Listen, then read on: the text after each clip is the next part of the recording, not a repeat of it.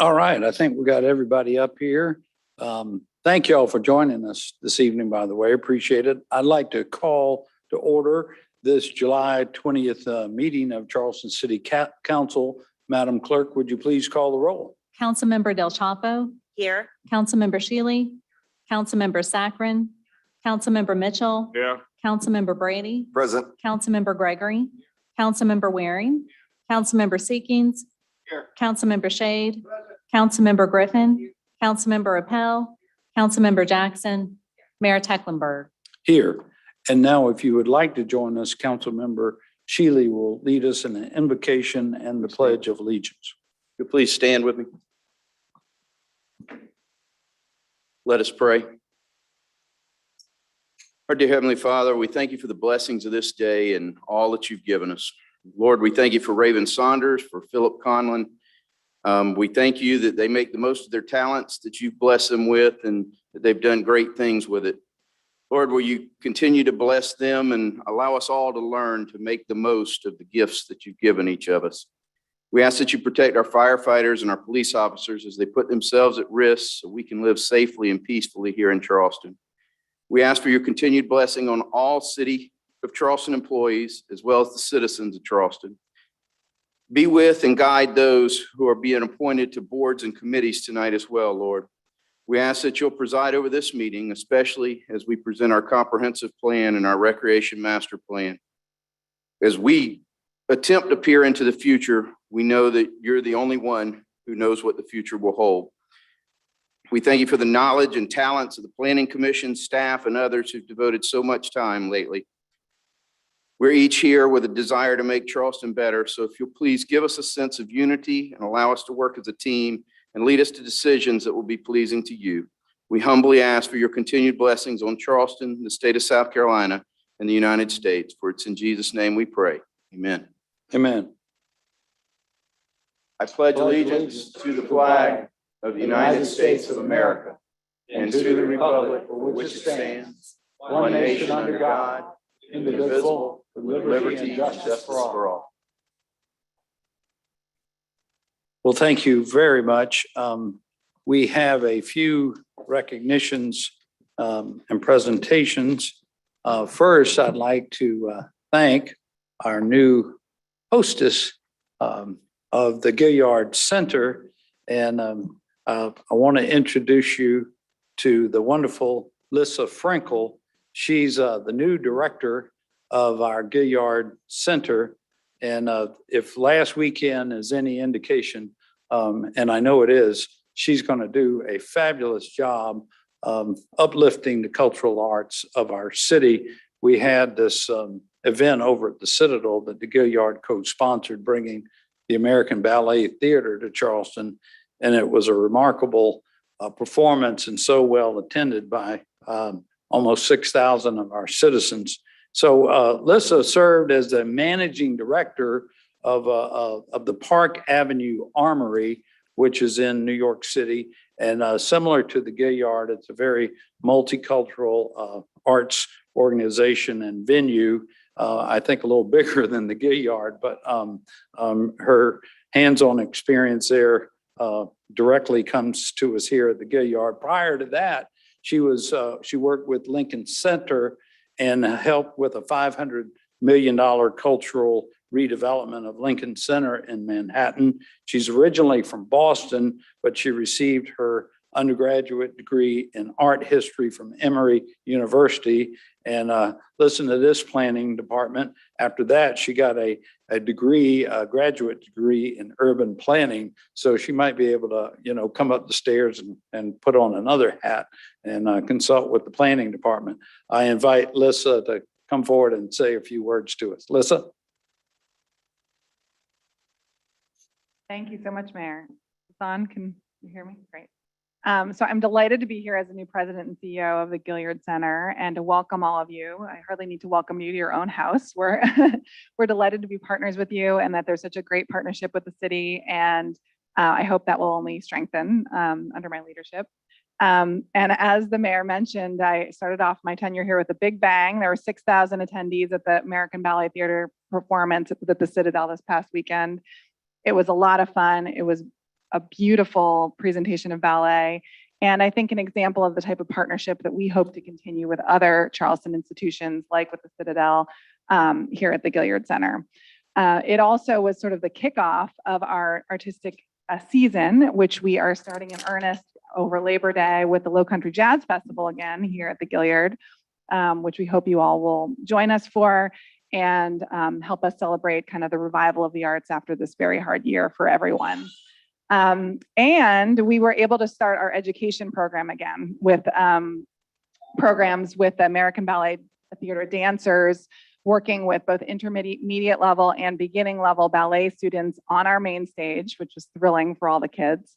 And again, a sort of kickoff of our program, which I know you are familiar with, where we bring in many, many students a year to experience the art on our main stages, engaging with, I think in the last year we did full programming, 73% Title I schools. So we're very proud of those programs. We're looking forward to continuing our partnership, and we're looking forward to seeing you all back here many, many times this year. Thanks so much. Thank you, Lisa. We certainly look forward to working with you. So next, we'd like to recognize Olympic athlete Raven Saunders, who unfortunately can't join us tonight. I think she's already in Tokyo preparing for the big show, the Olympics, and the time is, 12 hours different from us. So hopefully she's resting up for the Olympics to start.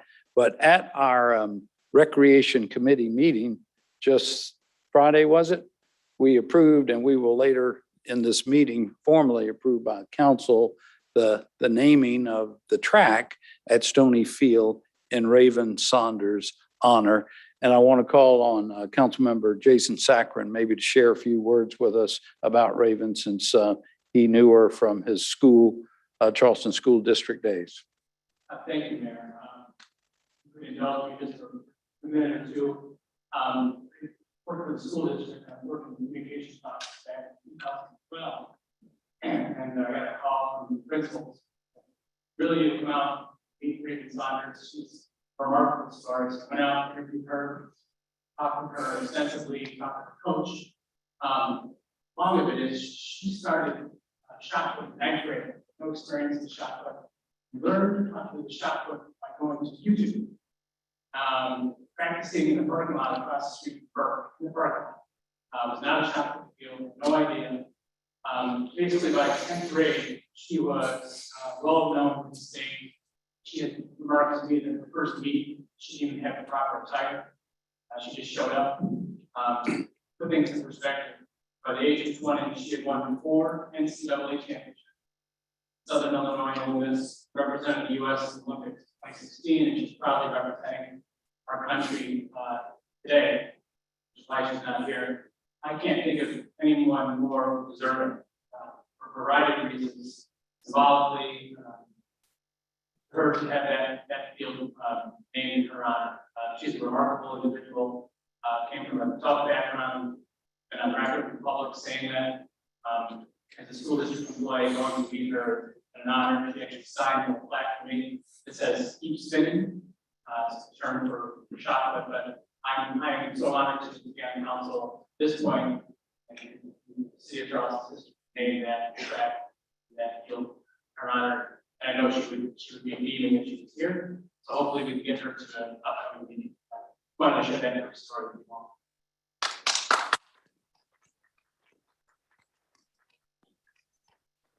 Thank you, Councilmember.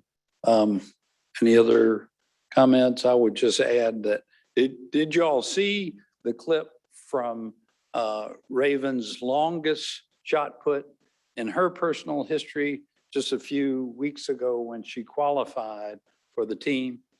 First words out of her mouth was Charleston, South Carolina. I swear we didn't pay her to promote us, but but she represents us so well. We're so proud of her. So no matter what the outcome, we look forward to having her at a meeting when she returned from Tokyo. Now, I just found this out the other day. I thought I'd mention it to council, particularly in light of the long agenda that we have this evening, that we have another Charlestonian who's going to be an Olympian this year, and that is Chris Middleton, who is a star player for the Milwaukee Bucks. When he finishes up the series, he'll be going to Tokyo as well and representing Charleston and our country on the Olympic basketball team. So I mentioned that because the Milwaukee Bucks, hopefully the final game starts at 9 o'clock this evening. We don't want to miss that, right? Okay, we got a consensus on that for sure. So next, I'd like to share a proclamation honoring Captain Philip J. Conlon and his family. His wife, Gail, is with us tonight. We were together at the ball game the other night as well. Captain Conlon, y'all, served the city of Charleston in our police department for 52 years, really remarkable achievement. And I'm going to share this proclamation now with you all. Whereas the city of Charleston wishes to recognize one of its most dedicated employees of the Charleston Police Department, Captain Philip J. Conlon. And Captain Conlon graduated from St. Andrews High School and enlisted in the United States Naval Reserve, where he served from 1956 to 60. In 62, he began his career at the Electrical Division of West Vaco and worked the grueling night shift there until his retirement from West Vaco at age 74. Captain Conlon joined the police department in 1968, and was appointed as an auxiliary officer in January of 1969. He worked 1 to 2 days a week for a few hours before beginning his regular night shift at West Vaco. Captain Conlon gained more time in service. He was granted the opportunity to attend multiple police trainings across the country, which he personally financed, and was recognized for his accomplishments and dedication to the organization through promotional advancements. So in 72, he was promoted to corporal, 1974 to sergeant, 1975 to lieutenant, and in 1979 to captain. He humbly tried to refuse each promotion, as his true passion for the job had always been being a patrol officer. Whereas Captain Conlon has trained more than 200 reserve officers over the course of his 52 years at the police department, whereas one of the most cherished opportunities for Captain Conlon was working for the River Dogs baseball games. He worked the baseball games there for 47 years and enjoyed meeting and engaging with the patrons there. That's why we had the event at the ballpark the other night. Captain Conlon is a devoted family man with a wife of 24 years, 3 daughters, 4 stepsons, 3 granddaughters, 6 great-granddaughters. And on behalf of the city of Charleston, our city council, and all of our citizens, Captain, I wish to express my deepest gratitude to you for your outstanding work and 52 years of dedicated service to the Charleston Police Department. Now, therefore, I, John J. Tecklenburg, Mayor of the City of Charleston, hereby proclaim today, July 20th, it's Captain Philip J. Conlon Day in the City of Charleston.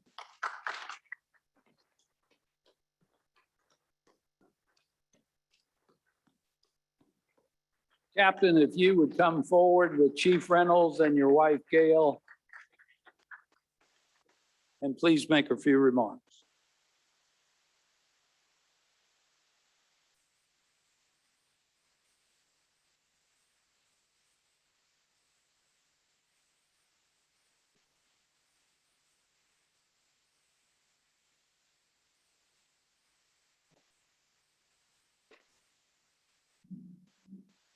Thank you, Mayor. Thank you, Chief. Since you're present. Eat the mic, as they say. Speak right into the mic. Okay, I'll start over then. Thank you, Mayor, for this proclamation. Thank you, Chief, for recommending me. It has been my sincere privilege to have served. Thank you. God bless you, sir.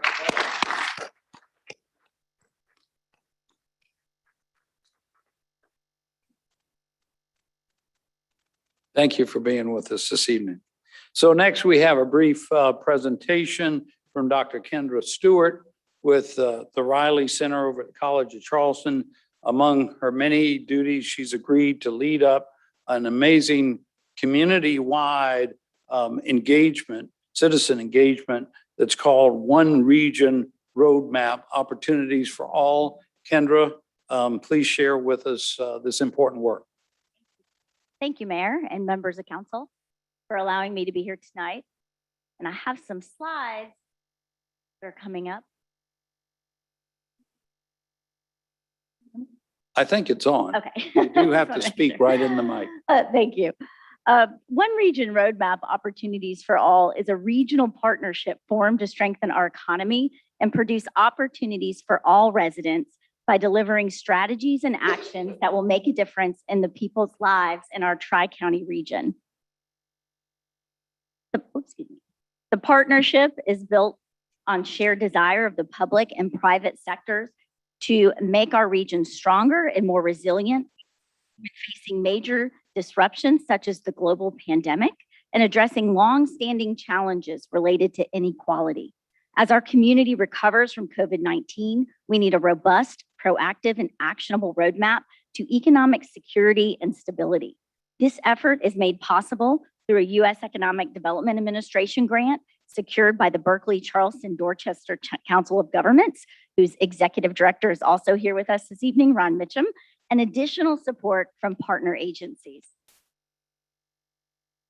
We understand the pandemic has impacted all facets of our community, stalling the tourism economy, increasing housing insecurity, changing where we work, how we commute, and how we shop. This recovery and resiliency plan will include strategies to address some of the most critical challenges that have emerged over the course of the past year. We utilize 8 areas of focus based on the previous planning work of our regional partners. These 8 areas are the regional dynamics, and they organize our plan in focus groups. The central themes of the plan are equity and economic momentum. These 2 dynamics will drive all of our strategies. The strategies will be organized around 6 action areas: affordability, global fluency, infrastructure, innovation and entrepreneurship, talent, and quality of place. These action areas are our framework for organizing the issues facing our region and the strategies needed to address them. I'm sorry these slides are so small, but we'll provide copies. We are engaged in a 1-year process to develop the plan and are currently in our public engagement phase. To date, we have examined long-term trends and the impacts of COVID on the region and discussed these issues in our first round of focus groups. The focus groups also gathered input from participants about what they understand to be the strengths, weaknesses, opportunities, and threats in our region. Currently, we are engaging more broadly with the public through our business and resident surveys. The feedback we collect through the focus groups and surveys will shape the issues addressed in the plan and will be brought before the public for additional feedback in a virtual meeting later this year. So finally, I would like to encourage all folks, all residents in our Tri-County area to take the the resident or the business survey. And you can do so by scanning this QR code or visiting the website, www.oneregionroadmap.com. Or if you like a paper copy, any of the partners can be contacted to receive a paper copy. And the survey is available in Spanish as well as other languages. So thank you very much, and we hope members of council will be engaged in the process. Great, thank you. Any questions for Ms. Kendra? Ms. Stewart, Dr. Stewart? None. All right, we look forward to it. Thank you, Kendra. So next is our public hearings. We have a few of those this evening. And normally Mr. Morgan helps me to introduce those. But this one, I don't think came out of the planning department. This, Tracy McKee was the lead for this. It's been brought to council before. It's an ordinance that changes our right-of-way rules of the road, so to speak, for our right-of-way and charges thereof. Ms. McKee? I think they have a couple of slides for me that they're working on. There we go. So thank you, Mayor, and good evening, members of council. You all have seen this before, but tonight we have a proposal for some permit fee structure change for TNT. So the goals of this restructuring, if you will, is to really reduce the number of applications or the number of departments that are visited to gain approval to do work in the right of way. And like I've said before, this is really kind of the first bite at a big elephant. And so really what we're doing tonight is kind of the second piece of this, where we're looking to increase safety and minimize disruption of residents and businesses. And we're doing that through increasing collaboration, optimizing the length of time for right-of-way permits, and proactively inspecting right-of-way permit activity.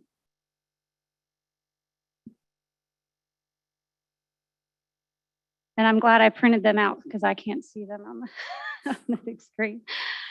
So we all know that the state, by the state rules, we can only charge what it costs us to actually produce these permits and review them. So we went through a thorough analysis looking at what it took for us to actually issue these permits. So we were very thoughtful about that. So this fee structure has that in mind.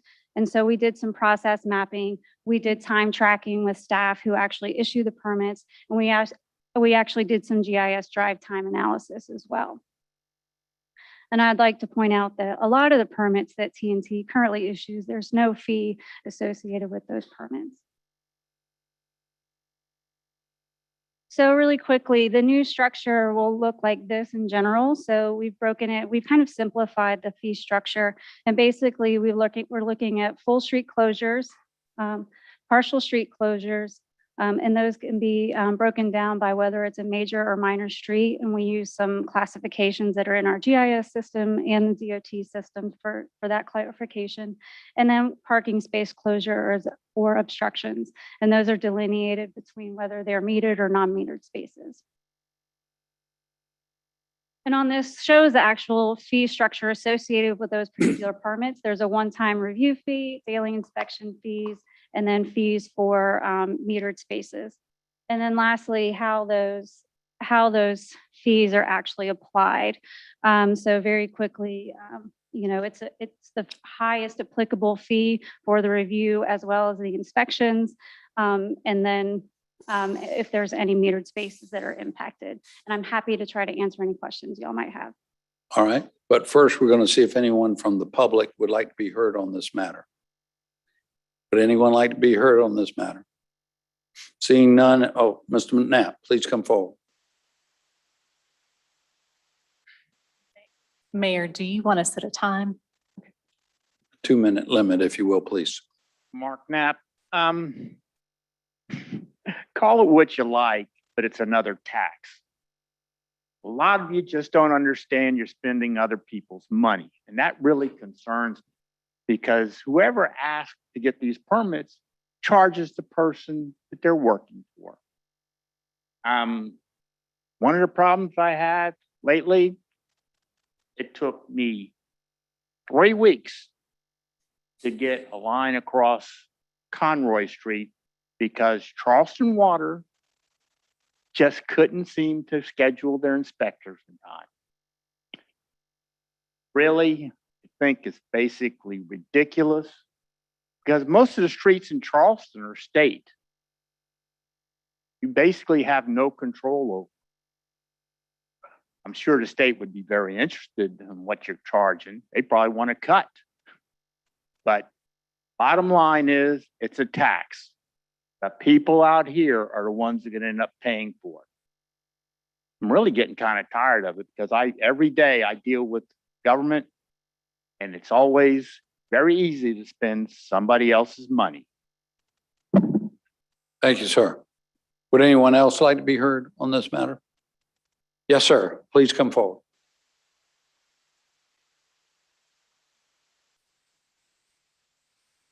Mr. Mayor, and I won't waste your time. Justin Hunt. What is the discretion, I guess, to the lady that just spoke, as far as properly applying for these streets to be closed down for events and the response to it, because we've kind of tried and have had some difficulty. So if there's any guidance or any suggestions that you have for us to properly put the paperwork in time, and we don't mind because we're all taxpaying citizens even paying the fee. We just want it to be done. This is one of the few cities that will not shut a street down for us to peacefully organize. Thank you, sir. This is a comment period, not a question and answer. Okay. Yes, sir. Oops, my bad. No problem. Would anyone else like to be heard? But just to let you know, Mr. Hunt, this applies mostly like to construction companies who are putting a dumpster in the road or closing something for construction. Yes, sir. Now it comes to council. Councilmember Griffin. If we were to, this is a second reading, so if we were to approve it in the third reading tonight, this would go into effect at what date? And does that mean that we're going to be able to collect some fees in this fiscal year? I think Mallory's here. I believe the date is August 16th is the implementation date. And so it takes a little time for us to get it implemented into the system, tracking system. So.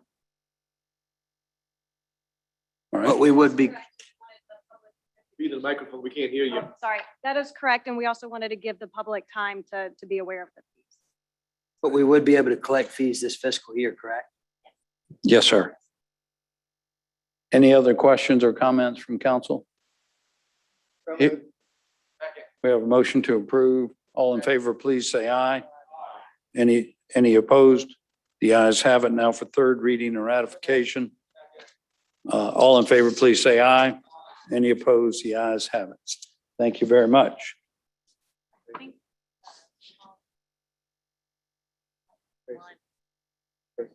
Tom is here. Yeah. Okay, so next up is our Charleston City Plan, Comprehensive Plan. Mr. Summerfield. Good evening, Mr. Mayor, members of the council. So with me today, going to come join me, is Mr. Christopher Morgan, who has valiantly led the effort through this COVID period in working to deliver what I think is a groundbreaking comprehensive plan for the city.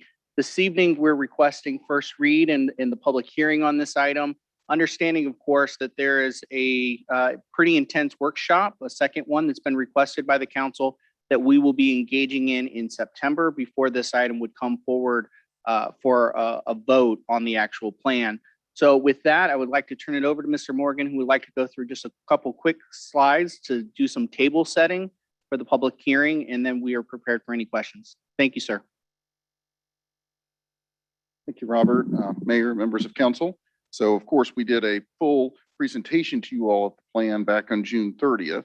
What we are bringing to you tonight is, as required by state law, the plan that has been recommended by our planning commission. They recommended it unanimously on June 23rd.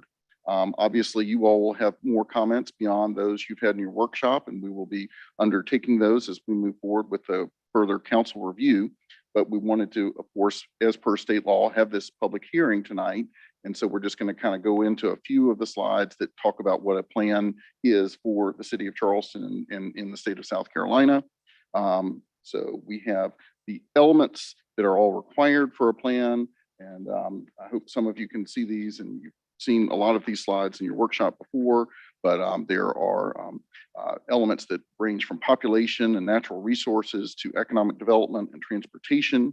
This plan, of course, has strong emphasis in the areas of housing and land use. And then we also added an extra area, and that was resilience, which was added to the required elements in 2020. And then our plan expands on this requirement by addressing equity and resilience as interdependent goals. Both resilience and equity are interwoven throughout the plan and summarized in the final resilience and equity element in the document. There we go. So the guiding principles of this plan were to have water first, to be anchored in where water is and where water is going to be data smart, be using the best data available to understand the challenges facing our city. We have strength and diversity, be oriented towards actions to protect our city's historic diversity, and to be community empowered, to ask all members of the community to partner in this planning process. And we did have a very extensive public engagement process despite the pandemic many meetings on Zoom, as well as in-person workshops when we could begin having them in socially distanced manners. The plan incorporates many other plan documents, some of which are soon to be before you all and will have other incorporation elements as we work through the adoption process with council. One of those, of course, is the new Charleston Parks and Recreation Master Plan that you all are going to be reviewing tonight. Also, the EIRC final report that will be incorporated. Other recent plans such as the Climate Action Plan, our All Hazards and Vulnerability Assessment, our Housing for a Fair Charleston, the Dutch Dialogues Report, and on to a number of others, including other big ones such as Plan West Ashley and many other plans the city's worked on over the last 10 years. The plan also does something that we have never done in our documents before, which is to outline the historic African-American settlement areas throughout the city. These are areas that are parts of existing neighborhoods or sometimes independent areas that deserve special consideration, and this plan outlines them and puts them on the path for further delineation and further research and planning efforts. The plan has strong emphasis and the deepest dive we've ever had in our plans into affordable housing and housing in general. It has some very stark figures that we have already discussed in the workshop. The figure of 16,000, over 16,000 units needed in the affordable category over the next 10 years to accommodate those who are already in our city and who are moving to our city in various areas around the city. We have some strategies in this document and we'll be working on those further, but it is a great area of emphasis and we do have a tremendous amount of data in this document to help document why those units are needed. Then in line with following up on the Dutch dialogues, there we go, following up on the Dutch dialogues, the Wagner and Ball engineering and architecture group that worked on the Dutch dialogues worked with us on this document to come up with the best way to move forward with our city despite the water that is inundating certain areas and the threats and risks we have from water in our city. This map, of course, very difficult for most of you to see, but in the document that's available online, you can see very clearly the areas that are green, that are better for growth, the areas that are also tidal flood risk areas and areas that could have increasing levels of water over coming years. And all of the land use recommendations in this document are based on elevation and based on maps such as this one here. The land use element is always a key area of a plan that is utilized in South Carolina. And we have our different land use categories. Of course, a plan is just a plan. It does not change the zoning. It just makes recommendations when you all in the future are looking at zoning changes or other redevelopment or growth opportunities in the city. But these are the different land use categories that are outlined in the plan. And again, they are based on elevation and ultimately plan does recommend an elevation-based zoning ordinance. And we have the overall map here that again has all parcels in the city and surrounding areas inside the urban growth boundary outlined with a future land use recommendation based on, again, issues such as elevation, where mass transit is, where other key roadways and growth areas are, as well as our settlement areas are outlined on these. So the path forward on this document is that we are going to target September for a joint city and council planning commission workshop based on council member availability and this facility's availability. And then after that workshop, also in September, we would have your next readings after tonight's hopeful first reading. We would then work on our plan implementation after the plan is adopted and incorporate such things as working to get a new zoning ordinance that we would be budgeting for. It incorporates working with our Parks and Rec folks on better incorporation of the master plan from the One Charleston document and the EIRC document. And then we would work to track and communicate the progress of this plan from our own department to the citizens of the city, as well as regular reports to council members. And with that, that is our document that we have. It is available online. I hope the public members who are here have reviewed it online. Of course, we are happy to answer questions and hear their comments. Thank you for all. I know the whole planning department has worked remarkably on this plan, but I think extra gold star goes to Christopher Morgan throughout the process. So thank you for that, Mr. Morgan. Would anyone like to make a comment? Please come forward.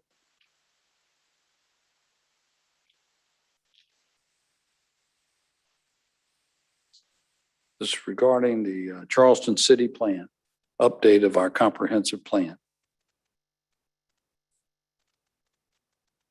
Yes, sir. Anthony Bryant. Comprehensive plans were established by the General Assembly in 1999. So now we're 20 years in.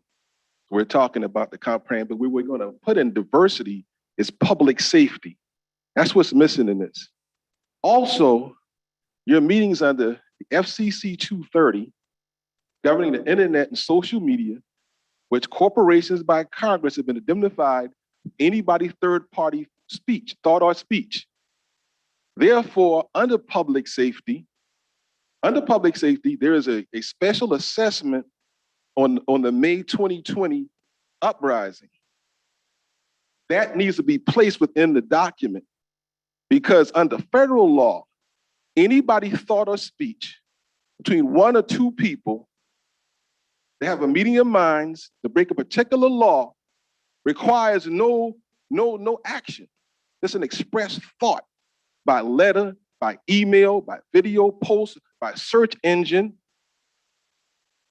It's regrettable, dangerous. It's also indictable and punishable as a crime. Under Holler versus Fitzgerald, 1982 provided for sequencing, a standard for qualified immunity. Pierce versus Ray, 1967, I was born in 67, 54 years ago, for unrest in the 60s. And also, Business versus 6 unknown name agents, 50 years of prohibition within this country, placing these census tracts now reduced to at-risk homelessness and chronic homelessness in this region. For the record, BCD COG received my position on public safety and transportation. The zip code was removed. Time. Removed. Thank you, sir. Yes, ma'am. Thank you, Mayor Tecklenburg and members of City Council for the opportunity to comment on the city plan draft before you this evening. My name is Betsy LaForce. I'm with the Coastal Conservation League located at 131 Spring Street. We also want to thank the staff for their tremendous work over the past year plus and engaging the community during a global pandemic, which was no easy task. We want to especially thank the staff for incorporating many of the comments that we have put forward over this process over the last couple of years, specifically related to the elevation-based land use planning recommendations, considerations for multimodal transportation, and preservation of cultural and natural resources. Generally speaking, we are very pleased with this plan. It's clear that it's taking a positive new direction, incorporating many of the tough lessons learned over the past several decades, land use decisions that have led us to traffic, flooding, affordable housing issues before us today. This is an opportunity to get it right from the beginning, especially for areas such as Upper Kainhoy Peninsula. There are two key items that jump out at us at this juncture as being inconsistent with the rest of the plan and this positive new vision that the city is setting forward. The first, Upper Kainhoy. Future land use recommendations currently are for suburban and suburban edge zoning to be followed with the zoning ordinance, suburban and suburban edge recommendations all the way up to the Francis Marion National Forest. This is some of the highest ground in the city of Charleston. It's imperative that we use that land to the highest and best ability with considerations for existing transportation infrastructure along the Clements Ferry Road corridor. Our recommendation would be to amend the future land use map recommendations from suburban and suburban edge to low impact conserved. Secondly, transportation element recommendation number 12. Time. 526 extension. We'd ask for you to remove that. It's inconsistent with the direction that the plan is taking. Thank you for your consideration. Thank you very much. Yes, ma'am. Good evening, Mr. Mayor, members of council, Cashin Drole with Historic Charleston Foundation located at 40 East Bay Street. The city plan is a bold document that, thanks to a robust and extensive public engagement process, represents the visions, goals, and priorities of the citizens of Charleston. City plan's commitment to the Dutch Dialogues report, affordable housing, and maintaining Charleston's historic and cultural resources is highly commendable. The plan reflects many of the recommendations HCF has made throughout the process, and we're very grateful for the time and care that city staff have put into developing it. HCF is proud to support the city plan with one caveat.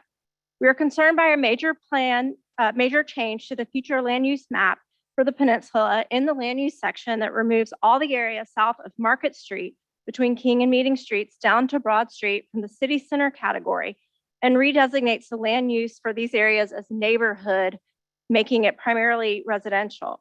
We believe these corridors are an extremely important part of the historic urban core of the city as they're home to City Hall, Charleston County and federal judicial complexes, and a mixture of local, regional, and national businesses.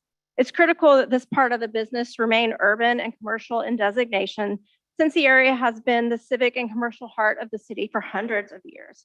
As such, HCF respectfully encourages City Council to redesignate this area as City Center or perhaps Historic City Center.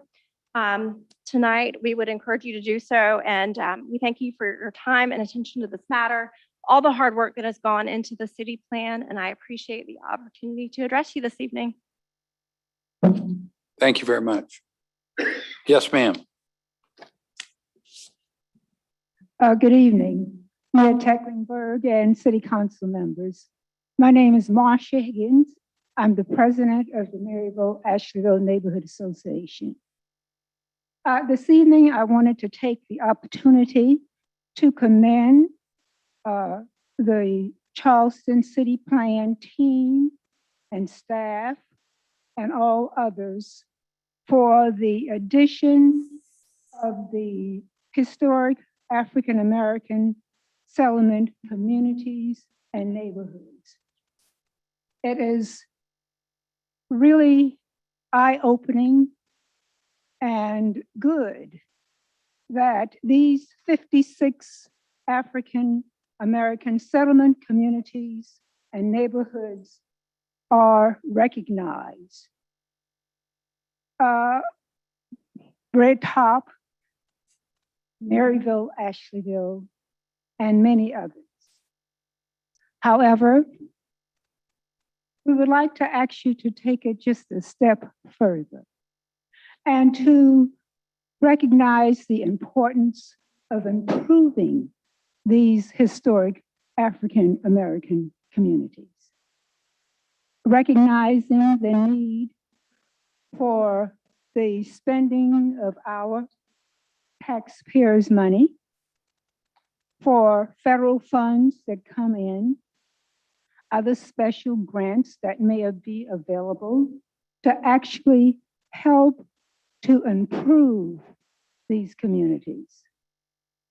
Much improvement is needed in some of these communities, and I speak, of course, in particular with the Maryville-Ashleyville community in mind. Also wanted to comment on the issue of housing. Time. I would just like to ask that you would consider the development of new affordable housing neighborhoods Yes, ma'am. instead of bringing into current neighborhoods. When a developer comes to the city, said, why not we develop new affordable housing neighborhoods? We really feel that that would be an asset to the city and an asset Time. to families in Charleston. Thank you very much. Thank you. Thank you very much. Yes, ma'am. Good evening. I'm Katie Zimmerman with Charleston Moves. It's really good to see you all in person. I just wanted to thank you all and Planning Commission and all of the citizens who weighed in there, and particularly to add to the plan a couple of really important things related to transportation. And I wanted to highlight those for you all so that you are aware of it and are able to keep it in the plan and use it going forward. One of those is the acknowledgement of DOT's Complete Streets Engineering Directive, which changes a lot about what they're going to allow and what they're not going to allow, and what you all as a council can leverage and have control over, and what DOT is going to be willing to maintain going forward. That's a huge change, and it's now highlighted in the comp plan, which is going to be very beneficial for the city going forward. Also, in the plan now is assessment of when contextually appropriate, having multi-use paths in the city instead of just sidewalks.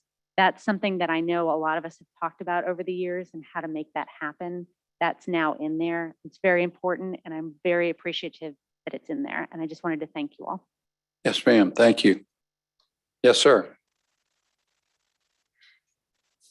Hi, I'm Jesse Casa, and I was wondering if the city plan, if the Charleston ditch digging project and on James Island if that is accounted for in this topic, or if would you like me to hold off till later to comment? Well, again, this is a comment period, not a question and answer period, but if you'd like to maybe get with Mr. Morgan and he'll be able to look up that information for you. Okay. Yep. Well, with the particular, specifically to the James Island ditch digging project, I'm not sure if that was this. Which city- project was that, sir?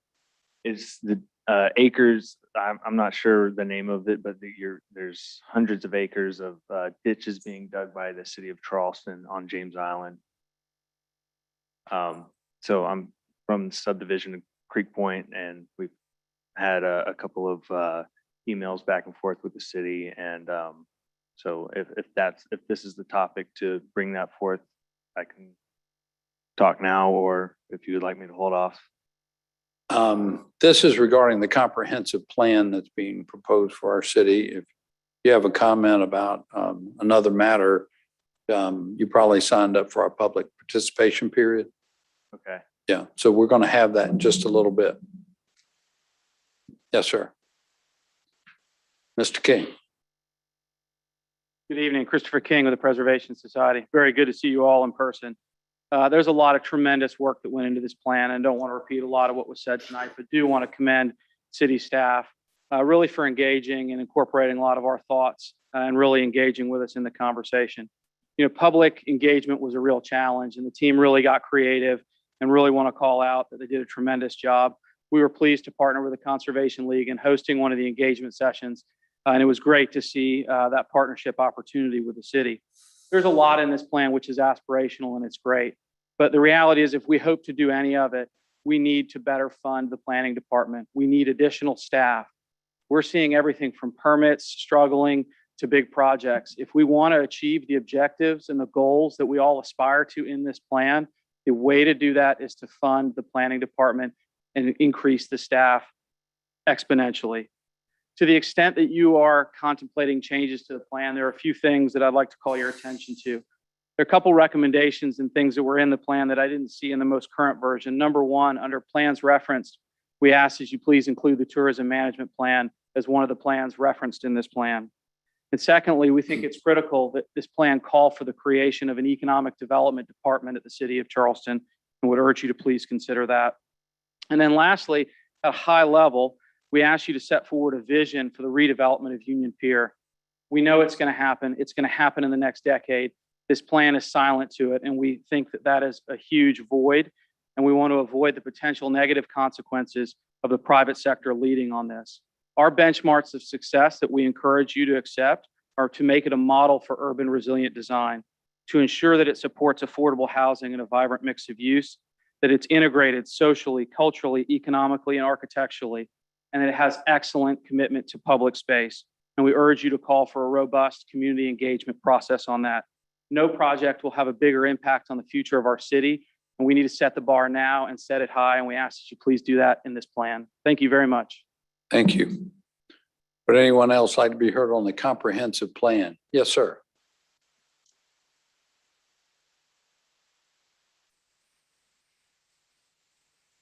Mayor, City Council, City Drees. When I hear about the plan and it's saying that it's comprehensive,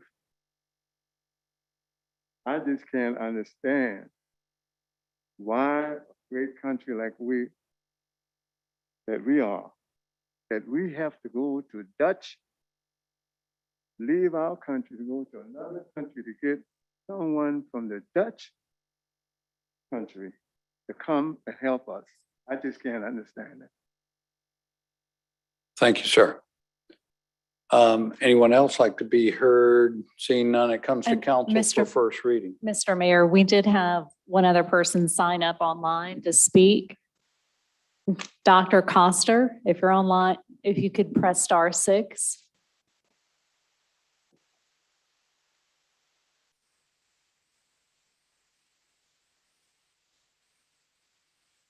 All right. Dr. Kester. And then we also received some comments online. We had one person said that, say that the redeployment of the 10-year plan of Union Pier should be included, as it represents a huge opportunity that the city should plan for. 3 people requested the removal of I-526 from the plan and to adjust the future land use map for Upper Cainhoy from suburban and suburban edge to low impact conservation. Wetlands and open spaces in the Cainhoy area and Gadsden Creek area should be preserved. And 3 people said that recommendation 12 of the city plan should be removed. Expanding I-526 across James and Johns Island did not solve traffic congestion. It increased car and gasoline consumption and placed pressure on rural areas with important cultural resources. And those were all the comments that we received. All right. So it now comes to council. We have a motion to approve first reading and a second. Any discussion? Hearing none, all in favor? Councilmember Waring? I do have some discussion. Mr. Morgan, can you come to the microphone, please? Because I do have a couple of questions. I think Mr. King is right. The plan is silent on Union Pier. Well, why is that? Well, Union Pier at present is used in an industrial fashion. Right. We know that the Ports Authority is looking at some other options, potentially selling all the land or some of it. But at this point, we don't know the complete time frame on that. By having it as industrial in the document, it will require them to come in and have a robust planning process, because they would have to essentially justify amending our comprehensive plan for a different recommendation for that site. So that was one of the thought patterns behind that, is that it helps us urge the Ports Authority to work with our community, create a great plan for that property. Does it make sense? I'm not trying to put you on the spot. Does it make sense for the city to lay out a vision for that property in the plan? Now, obviously, there may be changes over the next 10 years, but something's going to happen with that property in the next 10 years. I would think that the city would at least have a vision or a goal for what it would like to see happen on that site. It's a very vital site to the city. And I think from our standpoint, looking at that site, the thought pattern is that we want to work with the Ports Authority, work with the community, and come up with recommendations for it over time. A plan like this, a comprehensive plan like this, is not that fine scaled. This is more like a 30,000 foot view of our city. And to get into those types of detail questions for a 20 or 30 acre piece of property is probably beyond the scope of a comprehensive plan. So again, right. So that is why we felt like this was a good kind of interim step to show it as the industrial use. We also would like to update our downtown plan and use that as part of our work next year to help us with recommendations for Union Pier.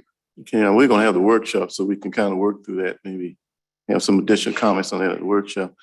Also, there's a provision in there where, as I understand it, the CPW lateral water and sewer lines will have to go through our TRC process.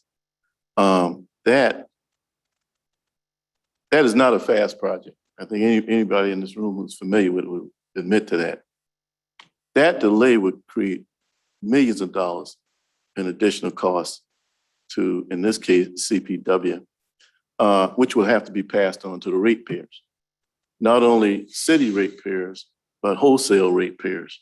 I'm not asking for that answer for that tonight, but between second and third reading, Mr. Mayor, maybe we can work that out. There's also an unintended consequence that our stormwater, when we put in our drainage fixes, maybe some of this 1984 study that actually gets into the point of fixing our Howe Road and places like that. If our process has to go through the TRC process, it adds cost to our drainage process, which adds cost to the taxpayers. So I think that one, those two definitely, I think there are unintended consequences there.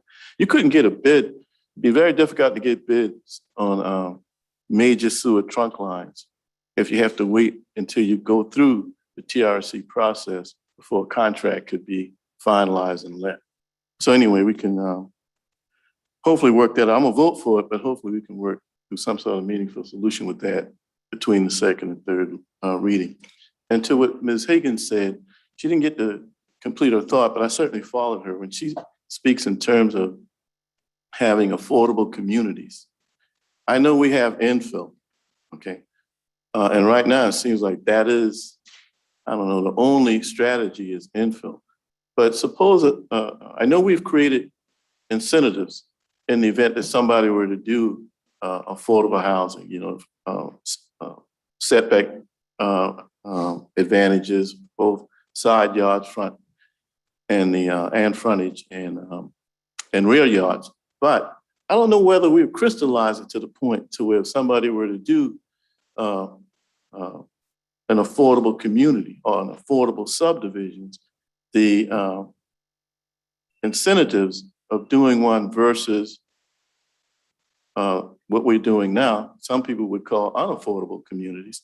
I don't know whether a business development officer, if we did hire one, could actually pitch that, if you will, to a developer. In other words, if you had a tract of land that you're going to build something like that on, you may get 20% more lots, if you will, buildable lots, if you did an affordable subdivision versus the way we do it now. So I think if maybe that could be crystallized. I had a conversation with the president of the College of Charleston on last week. And believe it or not, one of the problems with some students is you got some students that's homeless. That wasn't a situation when we were in college. So I brought up the idea of tiny house subdivisions. You know, is that refined in this process? If somebody wanted to do a little tiny house community, would that have the ability to do that in this plan?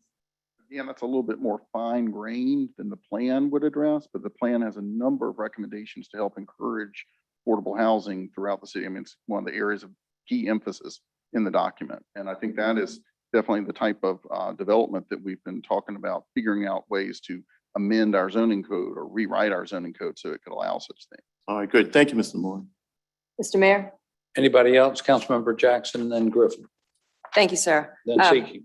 I appreciate that you were ready to call the question, and I just wanted to, make it clear that just because we, as far as I can see, we're going to have a majority of us wanting to give this fine document first reading. It's not because we're just passive and we are not going to work in between our first and second and third readings with some of the topics that you all are bringing to us as the public, as well as things that we're talking about together and with the planning department. So, I just want to be on record that I'm ready to give this first reading tonight, but there's a lot of work that we still need to do.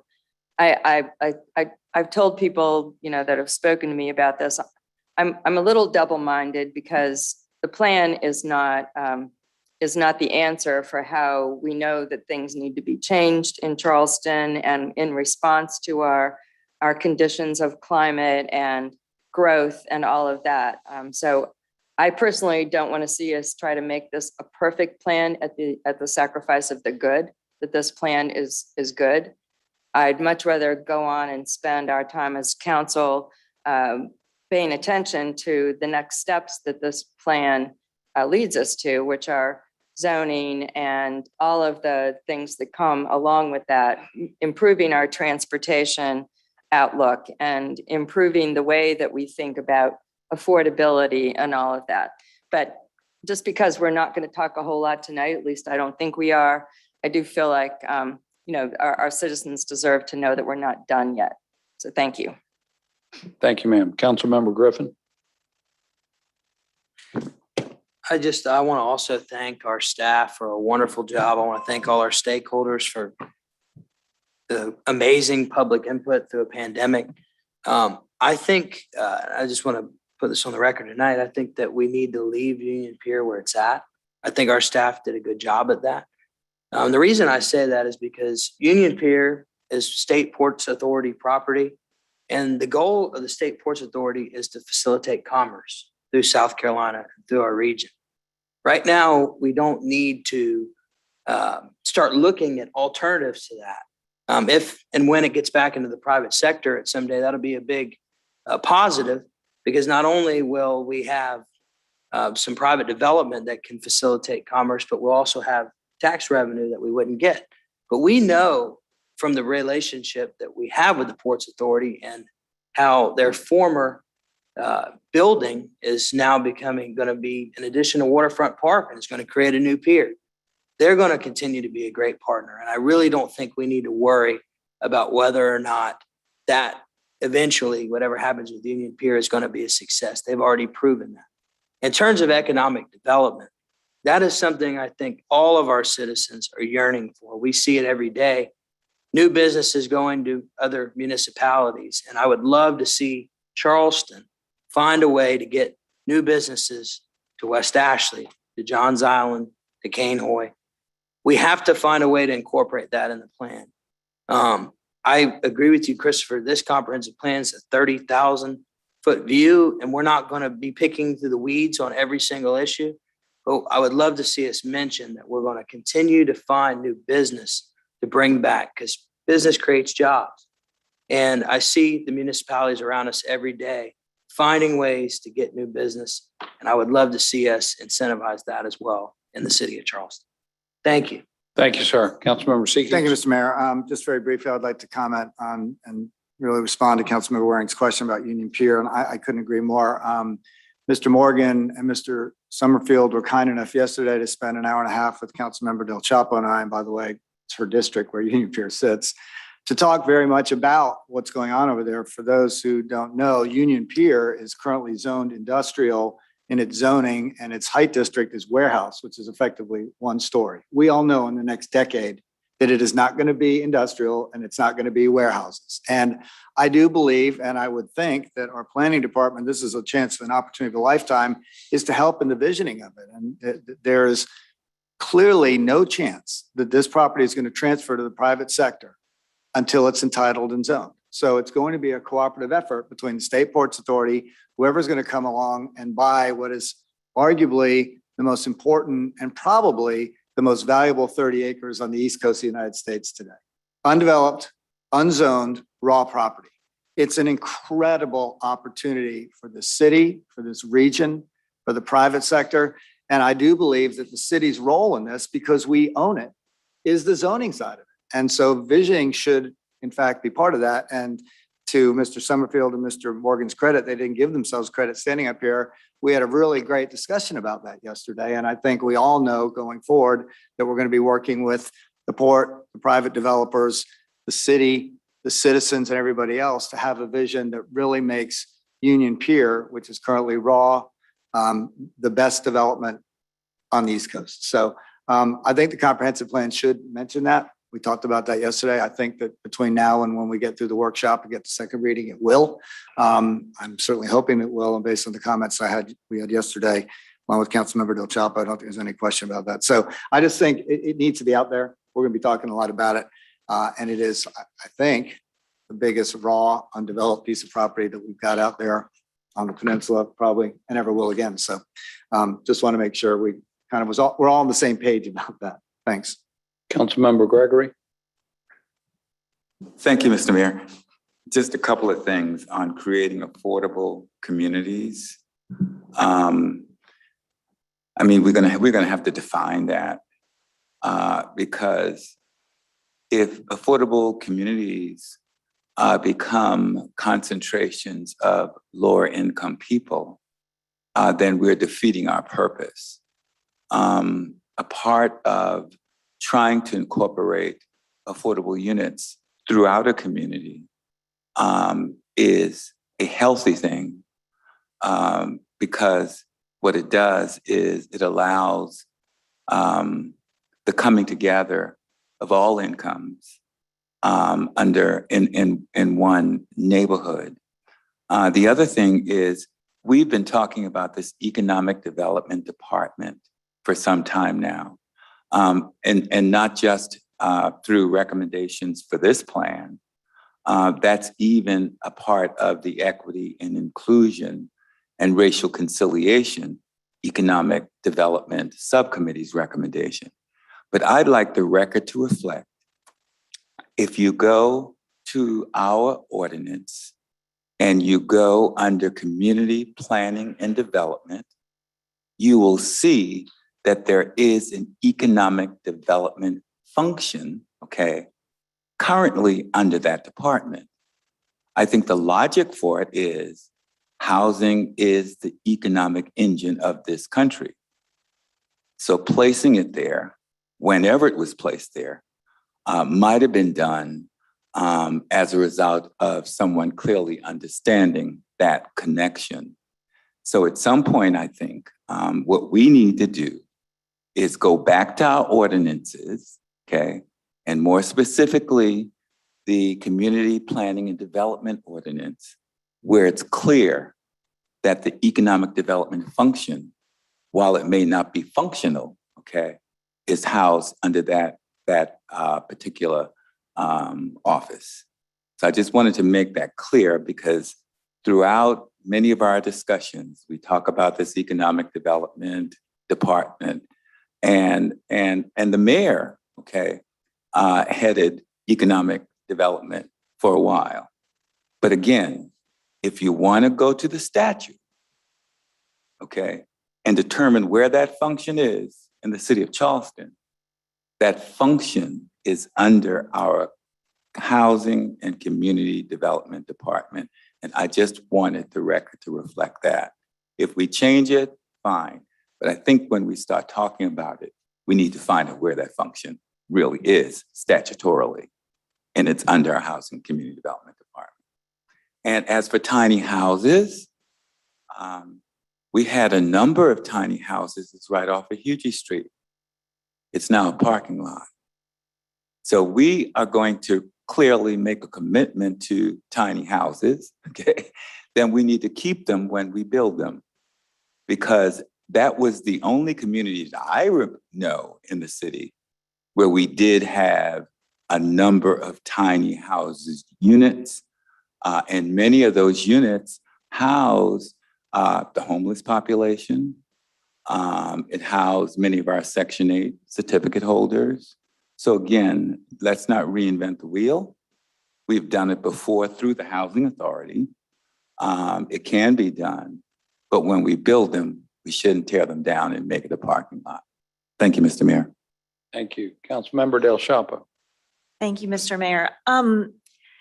Just because I see Fred here, unfortunately with the weather this evening, a lot of folks from Cainhoy tried to get here. And you can imagine it's a trek to get to the peninsula from Cainhoy, hard to believe. Cainhoy, and we're here sitting in District 1. That's how big the area stretches. We're unable to make it here tonight. So Jennifer or someone, can we just walk through for those folks who may have just decided to log in via Zoom, kind of procedurally what happens if we give first reading tonight and then second reading would be in third and the workshops, because I do want folks to know that what's being presented tonight, I don't believe from conversations that I've had with folks and hearing things tonight that this will be the be all end all. So I want citizens to continue to remain engaged, especially those who might not have been able to come tonight to state something on the record. So can we just walk through that so folks are clear? Sure. So this is actually just the first reading of the ordinance. The planning department, we are planning on having a workshop, an additional workshop in September of this year. So that will take place before the plan comes back to council for a final reading. So this is only the first reading. So it will come back to council again.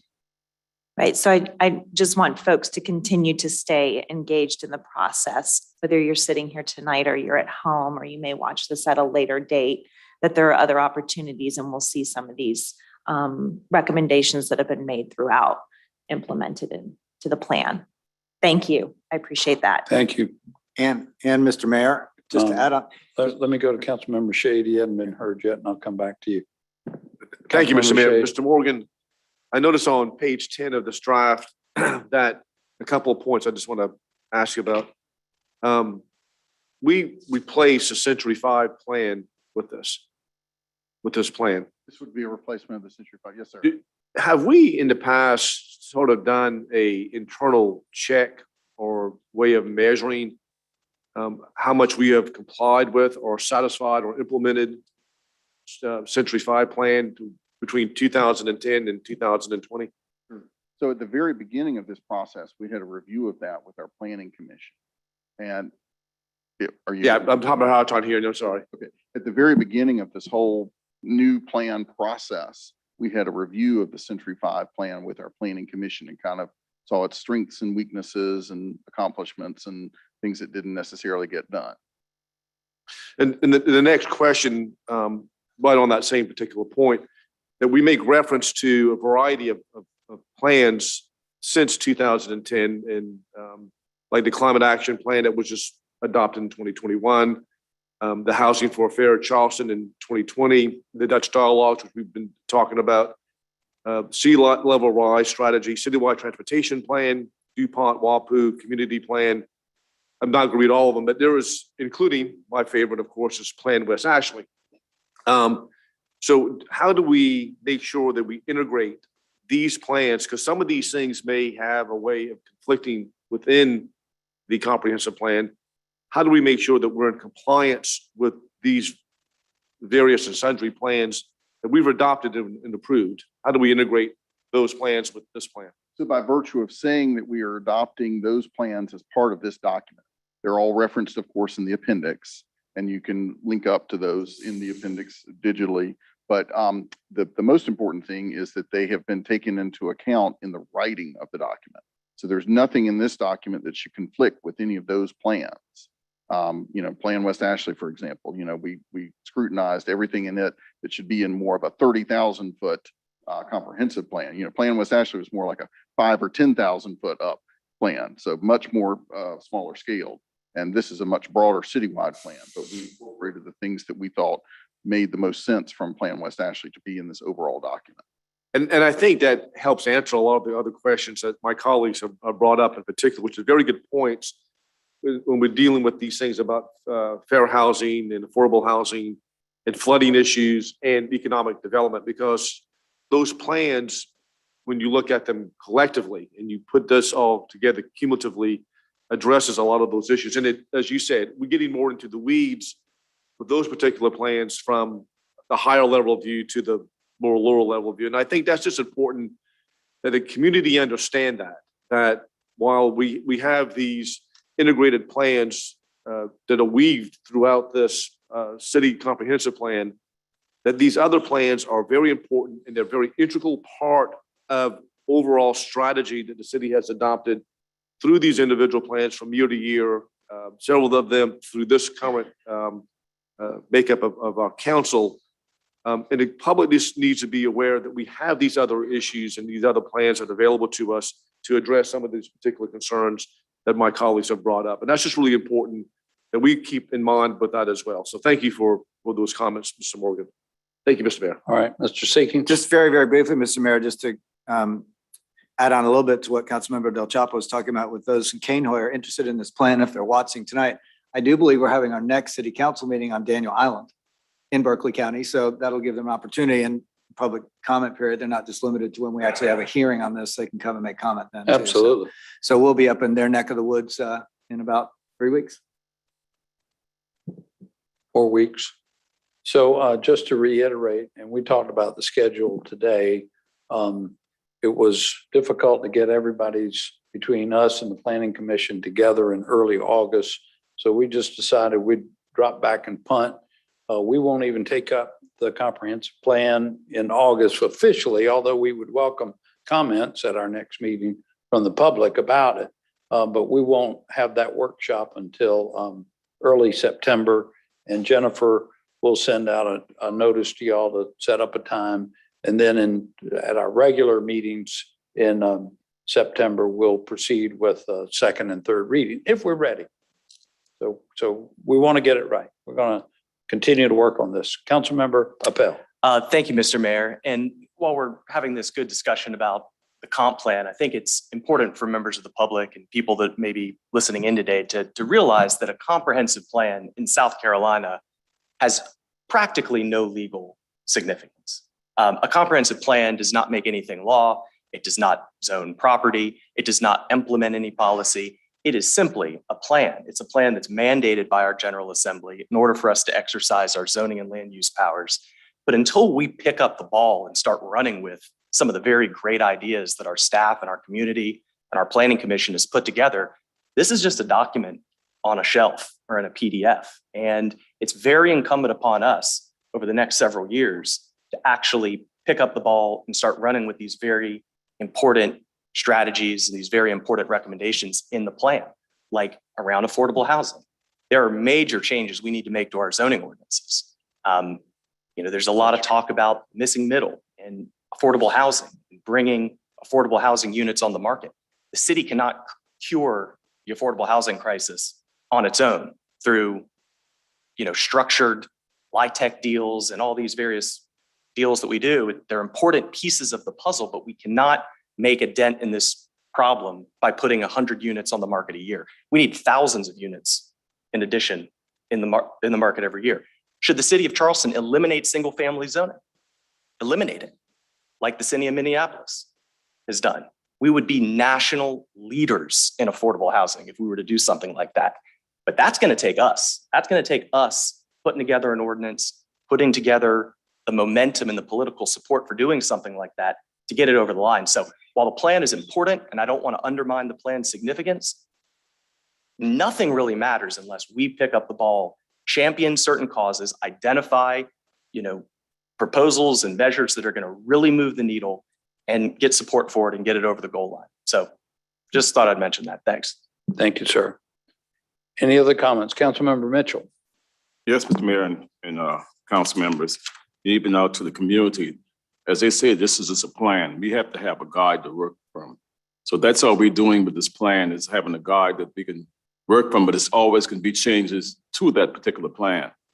Even when they're talking about affordable housing, we were talking about affordable housing for years and years. And I'm sitting here and sometimes I don't see the affordable housing that we are talking about, but people are really thinking about affordability. And I said, normally we as a council, we as a city and other cities, we all use with the HUD area medium incomes. And that's what everybody is building by. Until HUD changed that, that's what everybody is still using. That's what it's going to be. We have to really look at, when they say affordable, we have to really try to educate the community about affordable housing, that affordable housing and subsidized housing is two different things. And see, that's what people get confused about when they see affordable housing and say, we are not doing affordable housing. So even with this plan, we need to really write more into the plan to explain some of these things to individuals that don't understand, or put more information out so people can understand it. Because a lot of people in this community do not understand what affordable housing means. You see, and that's why we're getting a lot of kickback with a lot of dealing with affordable housing. But like I said, this is a plan and it's not over yet. You still have opportunity. It's calling in, putting information in, asking for information that you want, so that we can maybe make some changes too, because we are not perfect here either. The Planning Commission did a good job. The staff is doing a great job, but they're not perfect either. So you might come up with some type plan that they might include into this plan and say, oh, we never thought about that. So these are the things that we are doing. So we admonish the community to come out and step up to the plate. Don't wait till everything is done and it's already approved. Then you come back later on and say, oh, we wasn't involved in that. We have to get involved in these things that you think is going to affect us in the long run anyway. Thank you. Thank you, sir. Anyone else? All right, so let's take first reading on number 2, our city, Charleston City Plan, Comprehensive Plan. All in favor, please say aye. Aye. Any opposed? The ayes have it. Thank you very much. So next up is our 584 Meeting Street rezoning. Mayor, I think we're going to have some slides come up on that. Second for that.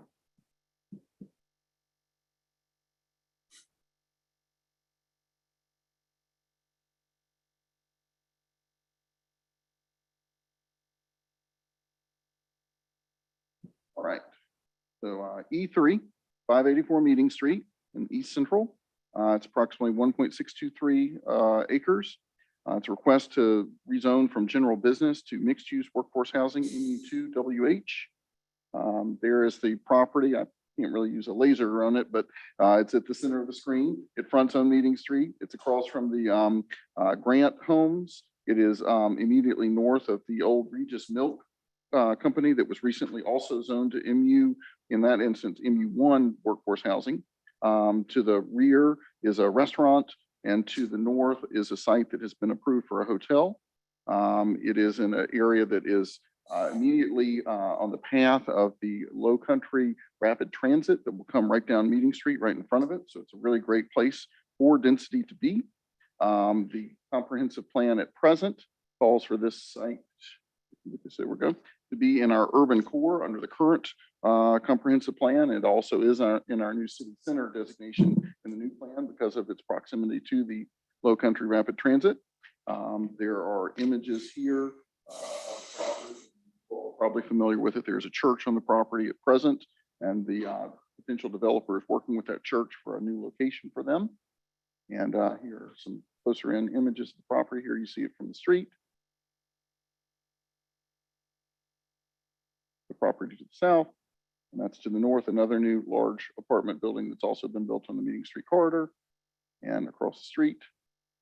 Planning Commission did recommend approval of this rezoning with a 6-0 vote.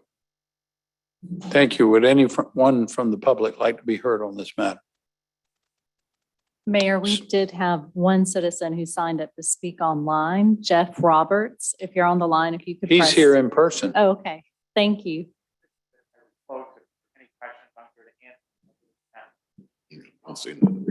You're the applicant? Yeah. Yes, sir. Thank you. Councilmember Seekings. While we've got him here, can you just give us 20 seconds on your vision for what this is going to be ultimately? Fair question. We've got you here. To the microphone, please. We're developing it into commercial activation with significant floor-to-ceiling heights fronting on Meeting Street, the building's mass, which will soon bring to DAR. It's going to be multifamily apartments, mixed use with commercial activation, and we hope to bring a beautiful, beautiful structure that will really add to the central district that you envision in the master plan. Great, thank you. All right. Any other questions? Councilmember Mitchell? It's not a question. Or comments? Everyone had a chance to speak out in the community. No audience, no one is. Yeah, I'd asked for that. No one came forward. Mr. Mayor, this, a lot of people know, but this was Eastside Baptist Church at one time, but it's still standing. And I met with Mr. Jeff Roberts. We walked the particular property because he called me when things was going on with the property and the church. And he had done a marvelous job. I have to give him kudos to that. He had done a marvelous job by working with the church that was moving. You know, and he did some things that a lot of us wouldn't do. So I have to commend him on that. And I met with him. I said, now, only thing we have to do is just get to the neighborhood association, let them know what's going on. And he promised me he would do that.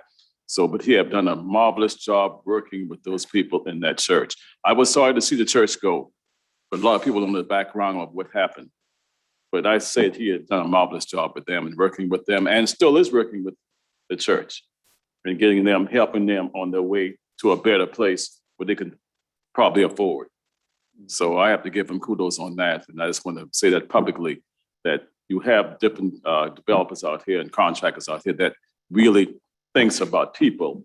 And that's one person I think he is doing it and thinking about not himself always, but the people that was what he was going through. And he helped them out a lot. So I have to give him kudos on that. Thank you. Thank you, sir. And Councilmember Appel. Thank you, Mr. Mayor. I have to recuse myself on this vote. Just wanted to make sure I noted that for the record. Yes, sir. Would anyone else like to be heard or have a question? So moved. Hearing, we have a motion to approve. Did we have a second? You got a second? All in favor, please say aye. Aye. Any opposed? Now for third reading and moved. ratification Second. of a motion. All in favor, please say aye. Aye. Any opposed? The ayes have it. Next up is an ordinance regarding a special parking district. Mr. Morgan. Mayor, and this came out of some of our emergency ordinances for helping our King Street merchants and properties. This is making this permanent for the area of King Street from Calhoun to Broad. And I'll show some map to give you a sense of where those parcels are.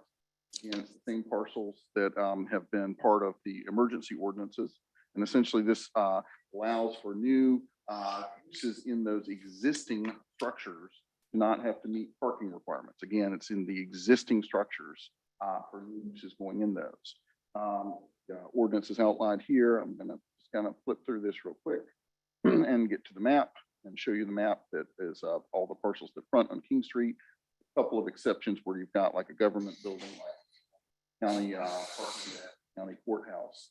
But otherwise, all the parcels fronting on King Street from Calhoun Street to Broad are included in this overlay that would change the parking requirements for them. Great, thank you. Would anyone from the public like to be heard on this matter? Seeing none, it comes to council. Second. We have a motion to approve.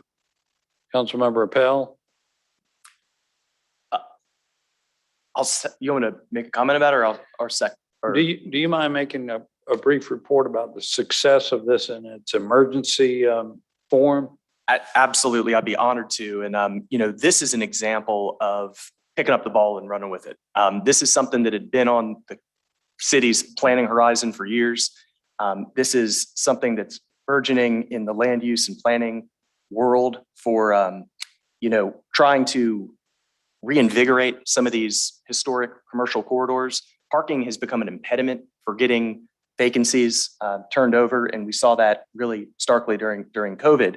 So long story short, I've been in close communication with our staff and happy to report that several businesses have actually availed themselves of this relief this year.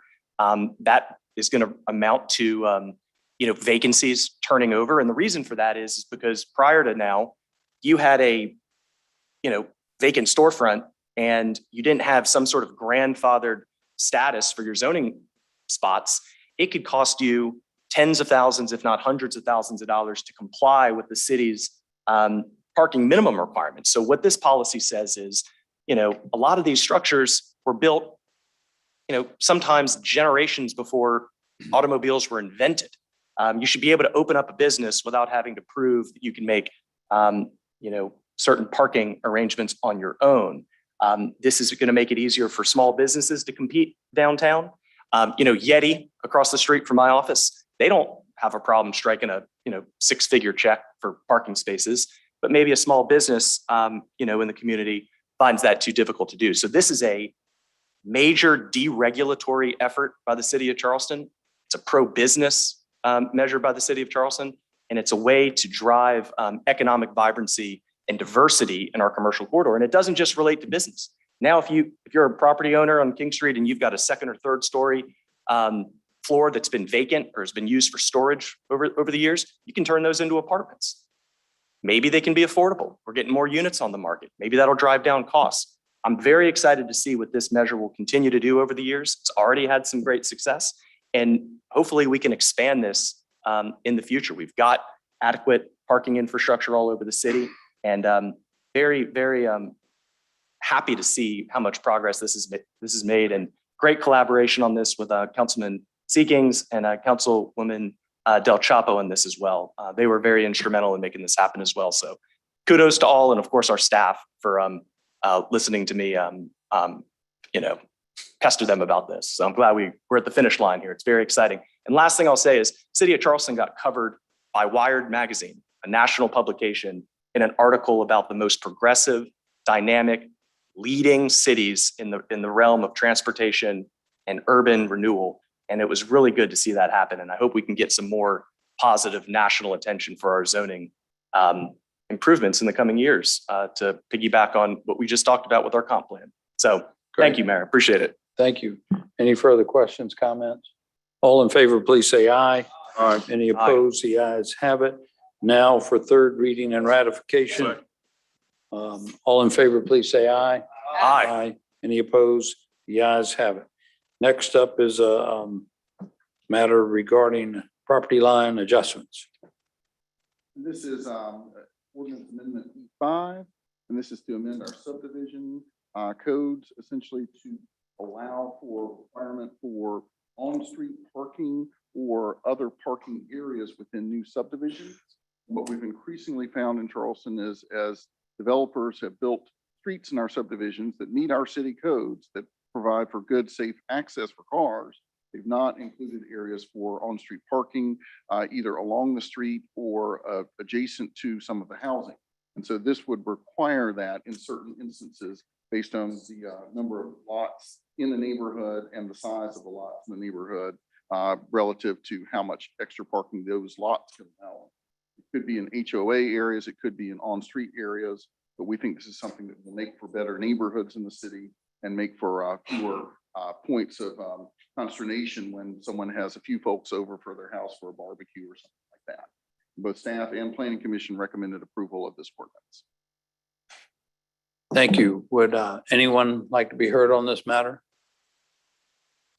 Seeing none, it goes to council. Second. Have a motion to approve and a second. Any discussion? Yeah, Councilmember Jackson. Yeah, I just want to make sure that this is first reading, right? First reading. This on is first reading. Yes, yes, Okay. ma'am. I feel a little dumb about trying to follow the bouncing balls on these numbers and what it would actually look like on some sort of subdivision layout. So I'll be in touch with you, Mr. Morgan, so you can help me figure it out. Some of it doesn't really make a lot of sense to me. I do appreciate the purpose, living in a neighborhood that people don't have anywhere to park and it causes traffic congestion on the through side of things. So I'm willing to vote yes to first reading. All right. Any further comments, questions? All in favor, please say aye. Any opposed?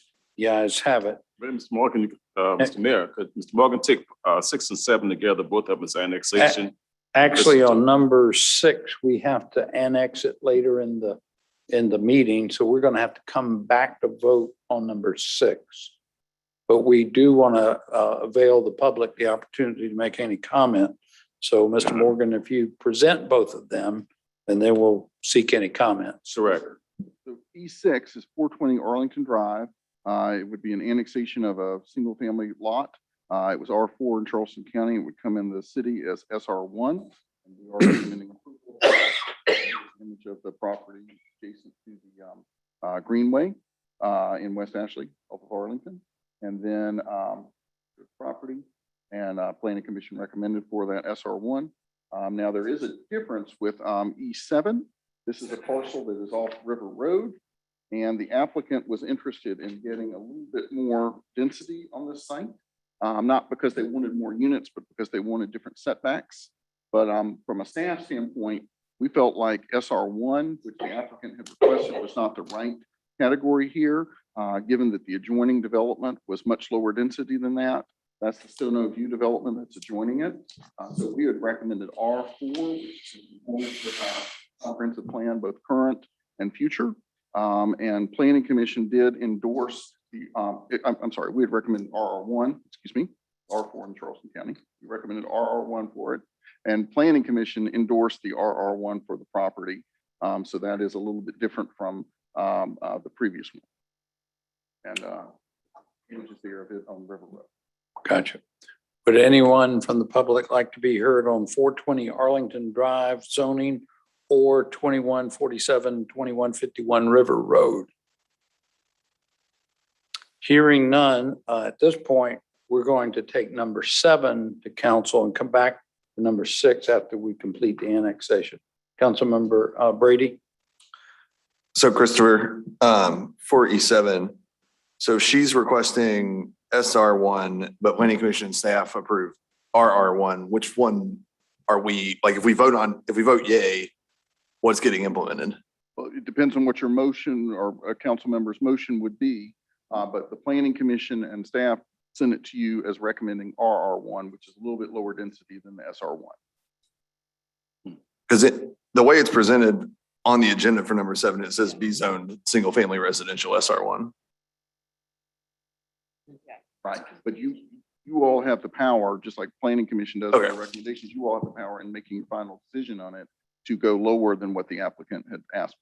Okay. Yeah, then I would move that we follow planning commission and staff's recommendation to go RR1 on this. Second. Clerk, did you want to make a comment? I was just going to say, I think Christopher covered it, but the motion would either be for rural residential or single family. Yeah, in other words, you have the option of. Yeah. All right. I'm sorry, did you make a motion? I did. So I move that we follow staff and planning commission's recommendation to make it RR1. RR1. Okay. Second. We have a second? Okay. Second. Councilmember Mitchell, do you mind cutting your mic off if you're not using it? Thank you. Councilmember Griffin. Mr. Mayor, I think number 7 is pending annexation as well. It's deferred by it was requested, the applicant requested deferral of that. We're not taking up the annexation, but the zoning is still on the agenda. How can we zone something that isn't annexed into the city? So Christopher, I don't know if you want to cover that, but this is just for our first reading of the zoning. Correct. So what will happen is the annexation and the zoning will happen at the same meeting. Yes, sir.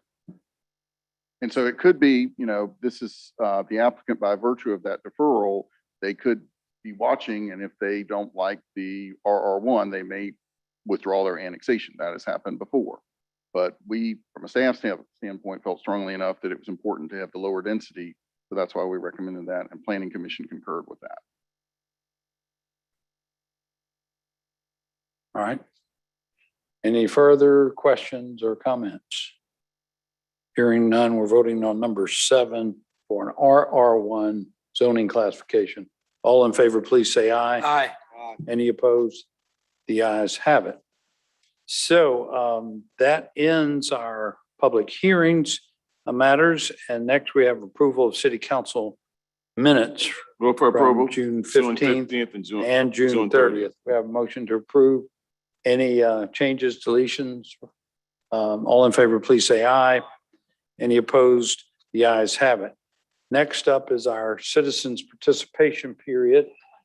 And we only allot 30 minutes for this. We've got 27 people signed up. So I'm going to respectfully ask y'all to stay to a minute of comment period each. I would like to request no outbursts during the citizens participation period. If someone would like to ask for a show of hands, if folks agree with their point of view, that's fine. And we'll be glad to recognize y'all's joint sentiments that way. And respectfully ask no personal attacks on anyone and no profanity. So we'll call out 3 or 4 names at a time and ask you to come to the mic, state your name and address, and look forward to hearing from you. Tracy Owens, Leslie Armstrong, Aaron Leach, and Shay Gilbertson.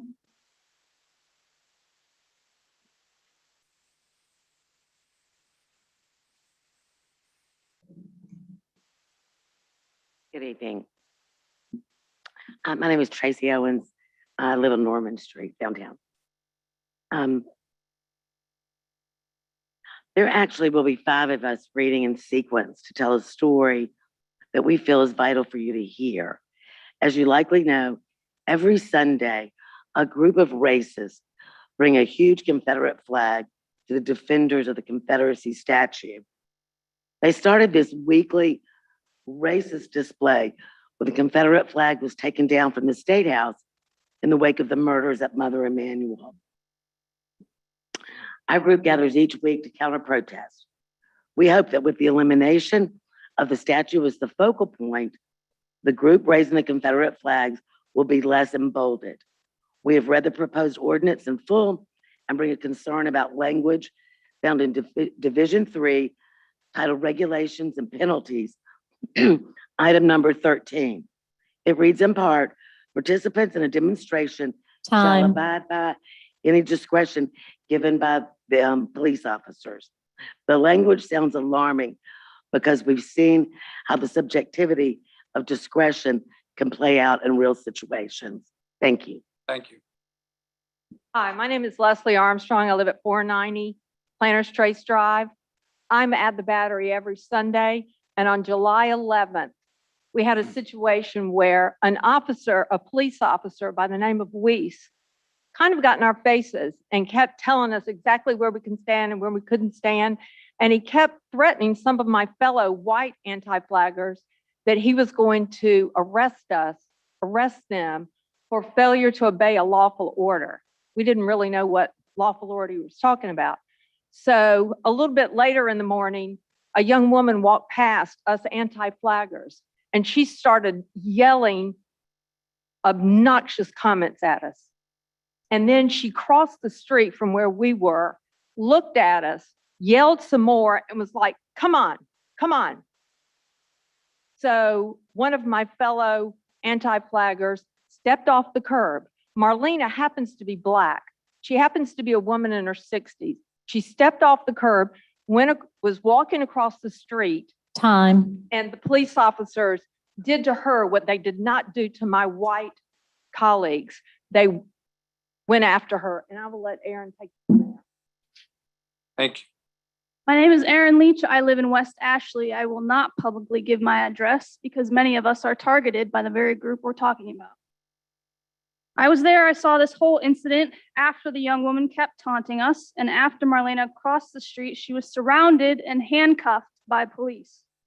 More officers swarmed, and it appeared as if backup was called. The only Black man in the group, who happens to be 70 years old, was questioning why his friend Marlena was being arrested. Police tried to grab him and tried to arrest him as well. His crime? Unknown. All of us kept asking why Marlena was being arrested and no one would answer us. Finally, we were told she's being charged with disobeying a lawful order. No lawful order that we could have heard or seen. Of course, that's the same threat Officer Weiss had been using throughout the morning. It felt like he was itching to charge someone with that offense. He finally did so with an elder Black woman. We watched as Marlena, who was crying for help at the top of her lungs, help me, as she's being shoved into the back of a police car. Time. Thank you. I just want to say this should have been a ticketable offense, mind you, a ticket. She was arrested and put in the back of a jail car, sent to jail for a ticketable offense. My name is Shay White Gilbertson. I live in Park Circle. When we as a group arrived at the jail to get answers and petition for Marlena's release, we were told that she'd have to stay until the next day's bail hearings, despite the fact that no jail time should be associated with this charge. It just requires paying a fine. Nonetheless, we paid the fine and waited. She was finally released and very curious as to what she had done wrong. The answer is, I believe, a police officer decided to arrest her, claiming that she had not obeyed him. His claim that she disobeyed him had that power, and in the end, he only applied it to her. Reality seems to be that if you're Black, you can be arrested and treated as a criminal for exercising the First Amendment rights that we are all supposed to have. Next is Justin Hunt. And Rena Kazurskis, did you want to speak as well? Your name was on, but it was crossed through. Oh. Marcus McDonald, Greta Anderson, and Maddie Durham.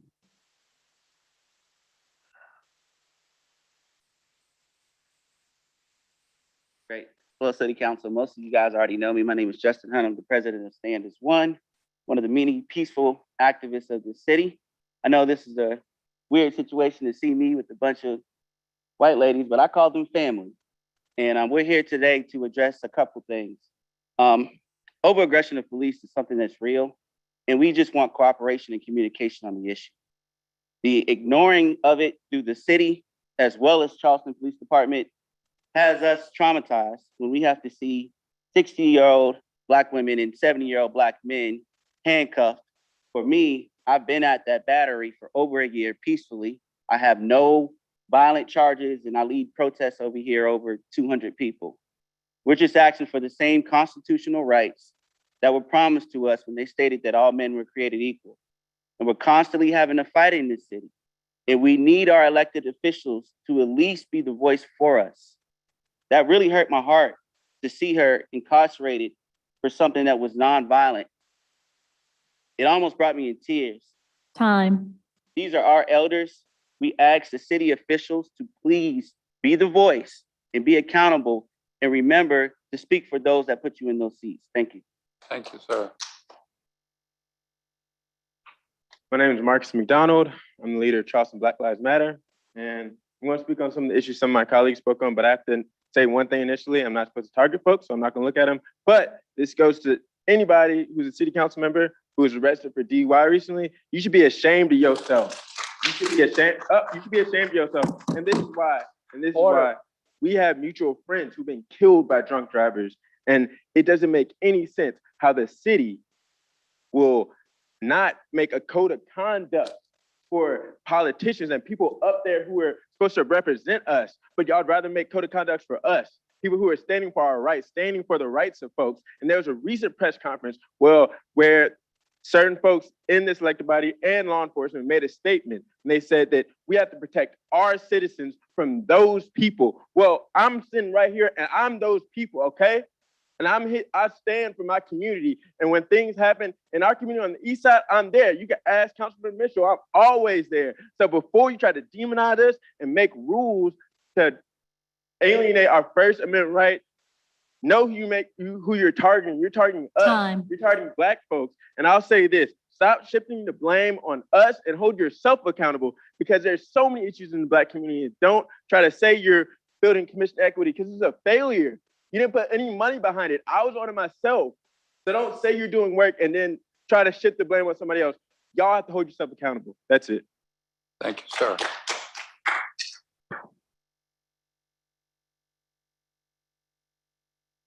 Yes, ma'am. Good afternoon, good evening. I've only got a minute with 60 seconds in it, so I will not ask for a show of hands on this. But I will remind you of the videos we've all seen where a police officer slowly kills George Floyd while a crowd of onlookers begs him to stop. Some friends have told you about the peculiar incident that happened a week and a half ago, where Charleston Deputy Police Chief Jack Weiss abused his power in threatening, physically abusing, and even falsely arresting a 60-year-old Black woman as well as a 70-year-old Black man. During this completely unnecessary melee with peaceful protesters that was created by the overly aggressive actions of Charleston Deputy Police Chief Jack Weiss, he was begged repeatedly to de-escalate the situation. His answer was no. Not only is his behavior a huge liability to the city of Charleston, but his inability and plain refusal to control his temper presents a serious threat to the safety of all who live and visit here. When you see something that is not right, not just not fair, you have a moral obligation to say something and to do something. Please don't abuse your power by failing to address this dangerous situation. Thank you, ma'am. Greta Anderson and Maddie Durham. And I'm sorry, were you Greta? Okay. All right. Next is Muhammad Idris, Mark Knapp, Rolanda Bayumi, Muhammad Bayumi.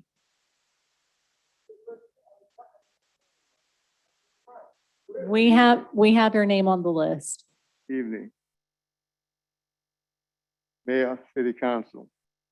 There are 12 of you all, mayor making 13. You know, they have a thing saying that Friday the 13th is a bad luck day. And sometimes I wonder why Friday the 13th is a bad luck day. 13 represent government. We have 13 stripes in that flag. Jesus had 12 disciples, and he making 13. Moses and the tribe of Israel, there were 12. 12 is very significant. I look at Councilman Waring, and I appreciate him working, struggling up there in competition with Councilman Seeking. And that's what politicians are supposed to be doing. They're supposed to be battling for their community, for their interests. People have selected them, put their money behind them, and got them elected to work for their particular interests. And that's right.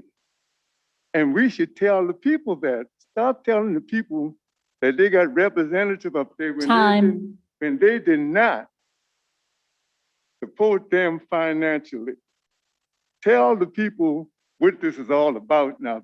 Believe that we'll have a better community. And please read your Bible and live up to it as you swear on it. Thank you, sir.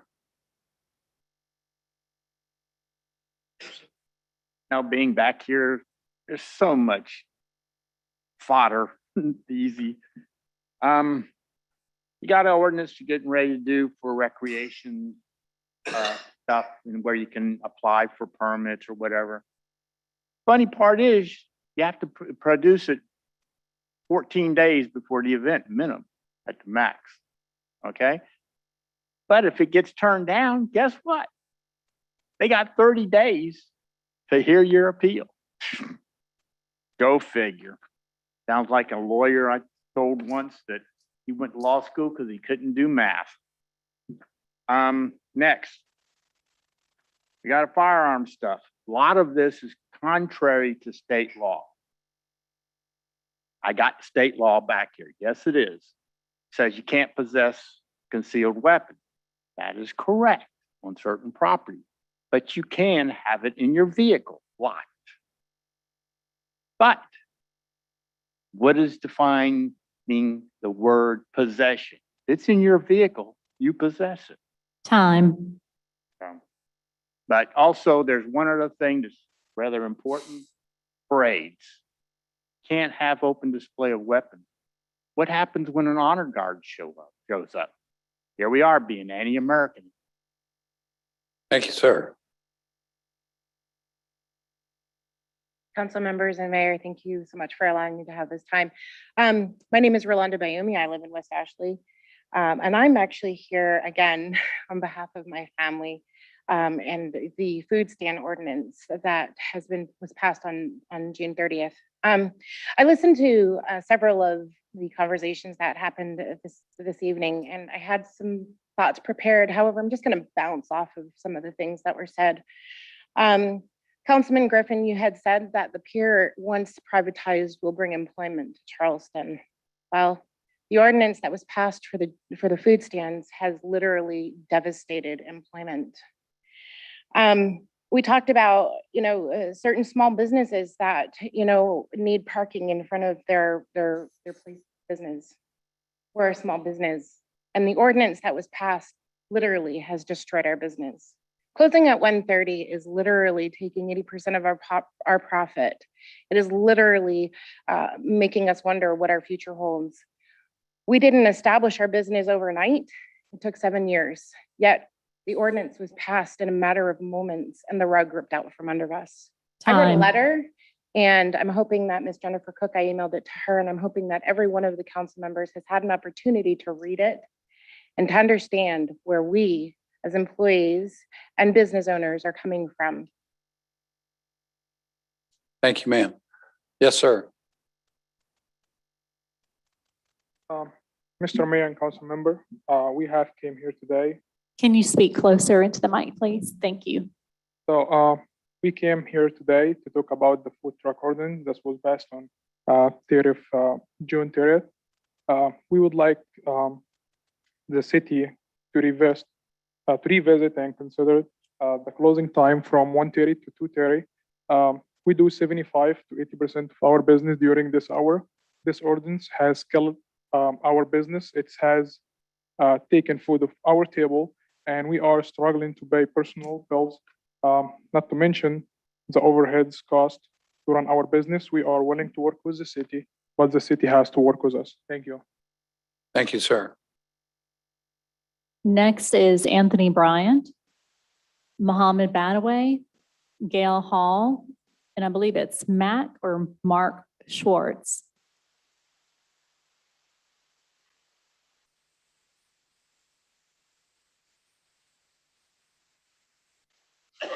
Anthony Bryant, the Public Service Commission of South Carolina, in a public comment I made a Dominion Energy rate increase, removed and redacted my physical address.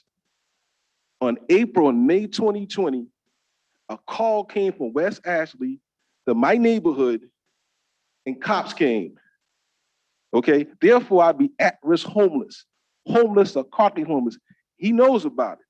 You know about it, and you put it together. That's for a fact. You're the secretary of BCD COG, zip code move again.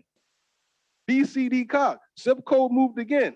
Force could have been used. I want the video camera of what happened May 2020 and at the Public Service Commission in 2019. You put your hand on a black woman, old sister, you got, man, you, let the sentence right here. Be men. Be real black men. Putting their hands on black women like that, be men.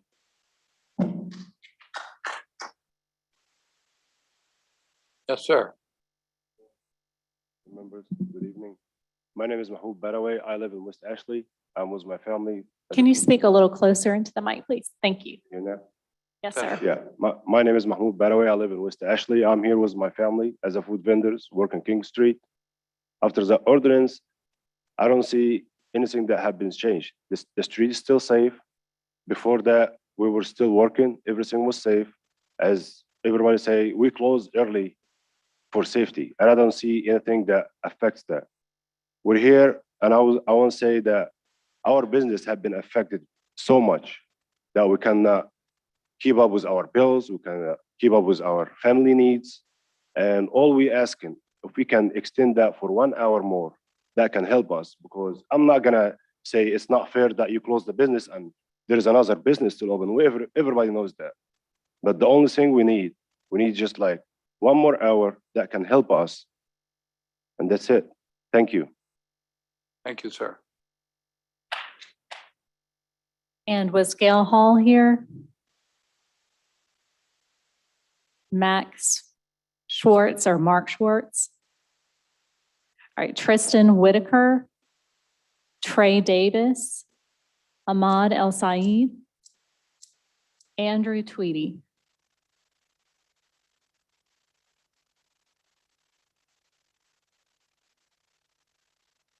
Yes, sir.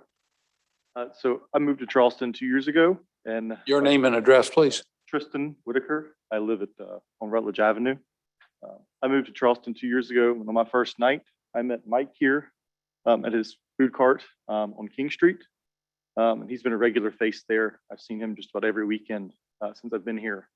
And I'd like you to give them that extra hour to operate their business because I know it really does hurt them. And I like to support my local businesses. I hope that you reverse your decision to help them.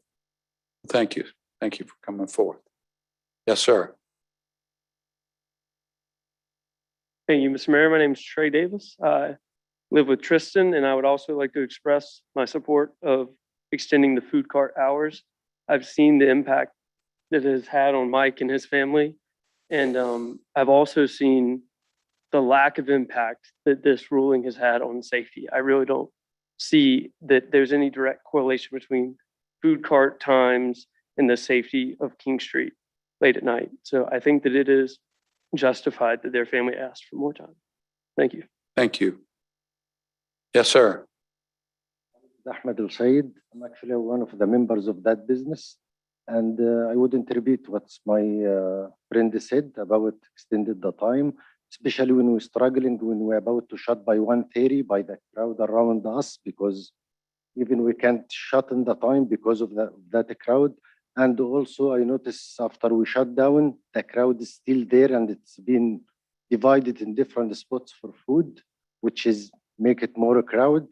And we actually, I noticed as well, we've been leaving while the police is still in the street. So even if we extend it for 1 more hour, I believe we're gonna leave while the police is still there. Thank you. Thank you, sir.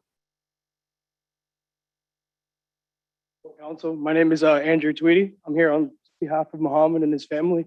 I just want to voice my support for an extension of the time period where you can have carts out on King Street. There's no other options at 2 or 1 o'clock in the morning where you can get food, such as a patron walking down the street. And I think that to say that it makes it unsafe is unfair with the amount of police presence there is on King Street, and there has been the past few weeks. So I think it would be fair to extend that back to 2:30. Thank you, sir. Next is Max Gentillon, Jesse Kassan, Tony Daniel, Donna Daniel, and Melanie Bennett. And I believe Melanie may be online on the phone.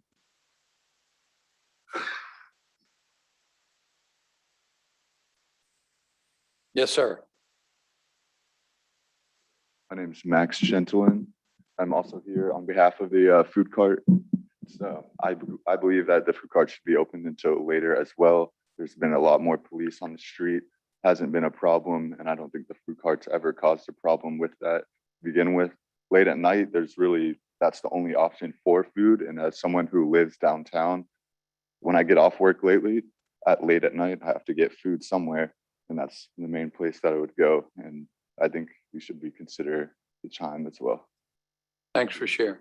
Yes, sir. Yes, sir. Glad to have you. Glad to have you back. Sorry. Glad to have you back. Yeah. I'm Jesse Casa. I live in Creek Point subdivision. So the project that I was wanting to comment about is the roadside ditch maintenance and rehabilitation project under Matthew Fountain and his stormwater management. There's hundreds of acres of ditches being redug throughout James Island. And throughout that project, the subdivision of Creek Point, we're seeing a lot of erosion, and we're seeing that erosion on the shoulder of the road. You can actually see the supporting soil of the road that's eroding into the ditches. And we're also seeing that in private residents, the culverts around the driveway. So the private residence driveways, the supporting soil is eroding into the ditches, and it's causing more of a problem than it's not addressing a problem. So I would like to say that that's going to obviously cost taxpayer money to fix when it's compromising the integrity of the public road, and it's also going to cost the private citizen money out of their bank account. It's a direct hit to their bank account to it's a direct hit to their bank account for their private driveways that we're seeing cracks in driveways now that weren't there. And the driveway has had integrity for 30 years, and now we're seeing cracks in these driveways. Thank you to Mayor Tecklenburg and Councilwoman Jackson for coming out to the neighborhood and seeing the damage yourself. Yes, sir. Thank you very much. Thanks for sharing. Mr. Daniel. My name is Tony Daniel, James Island. I want to show you what our neighborhood looks like and how it's a farce to believe that there's no cutting through. The road with the dead end sign, that's the open road, Mr. Appel, with trees and a fence in the middle of it. All cars have to do is go in, turn here, go 1/10 of a mile, and they're right back where they were. That's it. Then they're driving everywhere they want to go. Everybody in the neighborhood drives by what used to be an open road and cuts through to my neighborhood, my section. So I've got everybody here jamming me. I've got the school jamming me. I've lost quite enjoyment of my house. Property is devalued. The one excuse they use to close the roads. And if this is not a closed road, It's the worstly maintained road I've ever seen. And that's against the law. Now, I will remind you before my wife speaks, I'm a retired colonel with 29 years of service. She's going to talk about my service. Thank you, sir. Yes, ma'am. What does military service mean? Extended periods of being alone during employment, never knowing if your spouse was going to come home, constantly aware of danger that you've seen firsthand. To Country Club number 2, that's ugly, ugly comments about your absence while serving your country and stating in writing that you have no say in your childhood home. To a council member, it means deceiving my father-in-law, who did research into saving medicine at MUSC and promising my disabled veteran husband he was helping, as he claimed he did with Blessed Sacrament, while encouraging a person who falsely claimed to be a HOA president to organize a letter writing campaign. But to all of the council members, do you look the other way, violate your ethics and sworn oath to office to enforce the law and call the streets with trees and fences in the open, in the middle of it open? I'm asking you to do the right thing. Obey the law like you expect Time. every one of us citizens in Charleston to obey the law. So please obey the law and remove the illegal road closures in Country Club number 2. Thank you, ma'am. And Melanie Bennett, if you're on the line, if you could press *6. Melanie Bennett.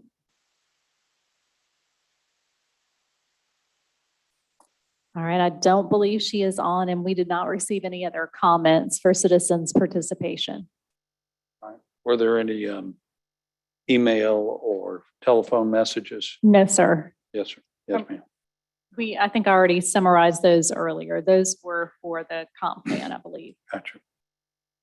All right, so that ends our citizens' participation period. Thank you all for being with us this evening. We appreciate hearing from you. Next up is our petitions and communications. We have back to you appointments on various boards and commissions. We have a motion to approve and a second. Any discussion? Can we separate out 1A and 1B, please, Mr. Mayor? Sure. Thank We you. have a request to separate 1A and 1B. So does that mean we could go ahead now and take 1C, D, and E and then come back to A and B? Is that Sure. okay with you? Okay. Any discussion regarding I, little letters C, D, and E? Hearing none, all in favor, please say aye. Aye. Any opposed? The ayes have it. Next, can I entertain a motion to approve the appointments for the Design Review Board? A. So moved. Second. We have a motion and a second. Any discussion? All in favor, please say aye. Aye. Any opposed? The ayes Nay. have it. Nay as to the reappointments, aye as to the new appointments. Okay, we have 2 nays. And then next, can I entertain a motion for number 1B, the Board of Zoning Appeals zoning? Second. We have a motion and a second. Any discussion? All in favor, please say aye. Aye. Any opposed? Nay. All right, we have 2 nays on that one. Thank you so much. Next up is, well, actually, based upon some discussion this evening, we'd like to defer the report on the Central Business District Improvement Commission and come back to you with that when we discuss that business improvement district. Does that make sense, everybody? We'll come back to you on that one. So next up would be a report on Resiliency and Sustainability Committee. Katie McCain couldn't be with us, but Mark Wilbert is with us. A brief report. Mayor, members of council, just a quick update on the June 17th Resilience and Sustainability Advisory Committee report. The committee met on June 17th. All members were present. We had an update on 2 items. The first item was the Peninsula Flood Risk Management Study. The The big update on that would be that we hope to bring the chairman back to you from the committee that you chaired on August 17th to give you a couple of recommendations from that committee. And the Army continues to work on refining that report for a September 10th next release of that report. The second update was on the Heat Watch initiative, which will take place hopefully 31 July, which will go through every section of the city, and it will document the heat that we're currently experiencing. And we will use that data. NOAA is funding this entire project. We're partnering with MUSC, USC, UNC, College of Charleston, the Citadel, and all of that data will be given back to the city. It'll be published online for how hot our city is getting throughout. And then the third thing was a presentation that we had by Dr. Catherine Roscoe from Deltares University in the Netherlands on the Community Flood Resilience Support System, where Charleston has been chosen as the pilot city for a project funded by Department of Homeland Security and FEMA. For this system, we're the first city in the world to have this, and all of this is being paid for by DHS. It's designed to support decision-making by looking at projections like your economy, the population, events, whether it's rain, sea level rise, different strategies that you could apply, whether it's raising homes, building seawalls, installing additional pumps. The main goal of this system, and FEMA wants to put this throughout the country, is how do communities best spend their next dollar on adapting to the changing environment that we're seeing. So more on that as it comes out. They're just getting to the point now where they can make those public announcements. And that was our committee. Any questions for me at all? Any questions for Mr. Wilbert? I got to tell you that presentation from the lady with Deltares that he was just describing, it's really cool. And it's like Mark just said, we're the first on the planet to have this this focus on resiliency and decision making. It's going to really be cool. And I do want to just say the reason we're chosen from just about everybody in the United States is because what a great job so much of our city staff does in keeping us ahead of many other municipalities throughout the country. And whether it's documenting our data or the work that we're doing, and whether it be stormwater or planning or floodplain management, it was recognized by FEMA to come to Charleston and pilot this project here and spend these probably millions of dollars here for it to be piloted in Charleston. So they really deserve the credit for that. Thank you, Mark. Appreciate that. So next, another brief report on unfortunately, y'all, COVID-19 is still with us. Tracy McKee, and we did have to keep one ordinance alive. So after Tracy, Susan's going to relay that to you. Tracy. Good evening again, everyone. I do have a couple of slides, but I'll just really hit the high points so that they don't have to bring them up. Over the last couple of weeks, we've seen a 400% increase in COVID cases. The prevalence is still low, but the growth rate is very high. MUSC reports that they are seeing an increase in hospitalizations. Again, the numbers are low, but we are seeing an increase. Most of those cases are actually from folks that have not been vaccinated or have received only a partial vaccination, so that have only received one shot. So that's the majority of cases. And of course, a lot of this is stemming from the variants. Most of the cases that are documented or tested at MUSC are all variants of concern, not just variants of interest, but variants of concern that are much more transmissible and result in worse outcomes for those that contract the disease. So I'm happy to try to answer any questions anyone might have. Any questions for Tracy? If not, Susan, if you would share the one ordinance we feel necessary to keep going. Good evening, Mayor and City Council members. Tonight, we just have one emergency ordinance that we're asking to be extended, and that came from the Planning Department as a request. They have numerous board and commission meetings every month, and they are just working through how to safely conduct those meetings. and working with IT on that. And so they would like to continue for another 60 days, the ordinance reads, to have their meetings virtual. But hopefully by September, they will be ready to go with a hybrid method, which would mean that all their board members would be present and the public would be either present or virtually. But again, because of the number of boards and commissions that they deal with on a regular basis, taking them some time to figure out safely how to unwind the current emergency proceedings and to move safely into the in-person meetings. So with that being said, the one item is I-4 in your agenda, and it is to extend the emergency guidelines related to certain public bodies. The original ordinance is attached here for your information.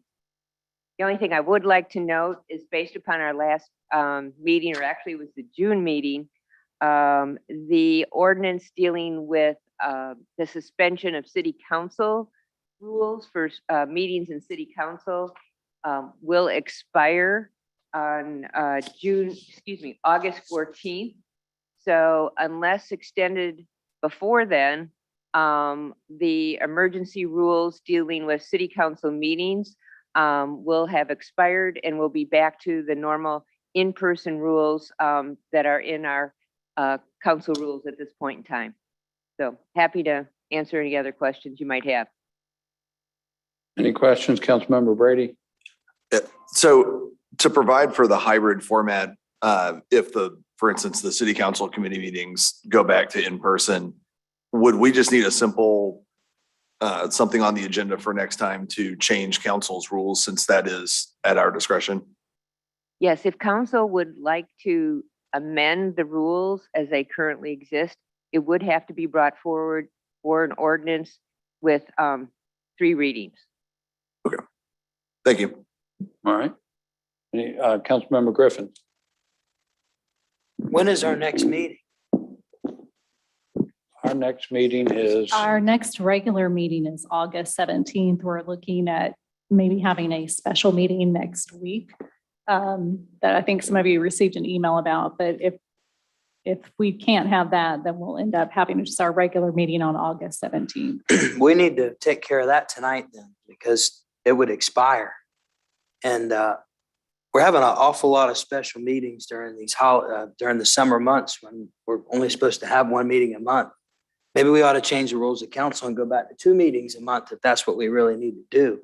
But I don't think we should come back for a special meeting to handle this one item. Let's handle it tonight if we have that opportunity.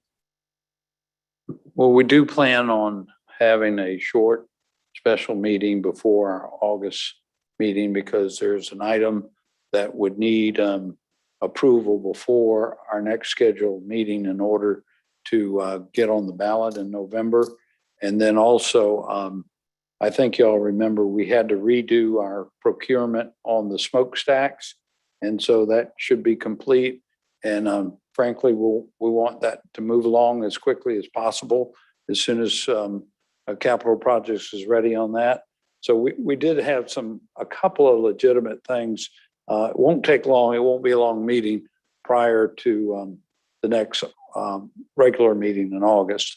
But I mean, there's really no problem to let the special meeting requirement of council to expire. I mean, we're meeting in person now, and it would just allow us to meet telephonically, correct, or by Zoom.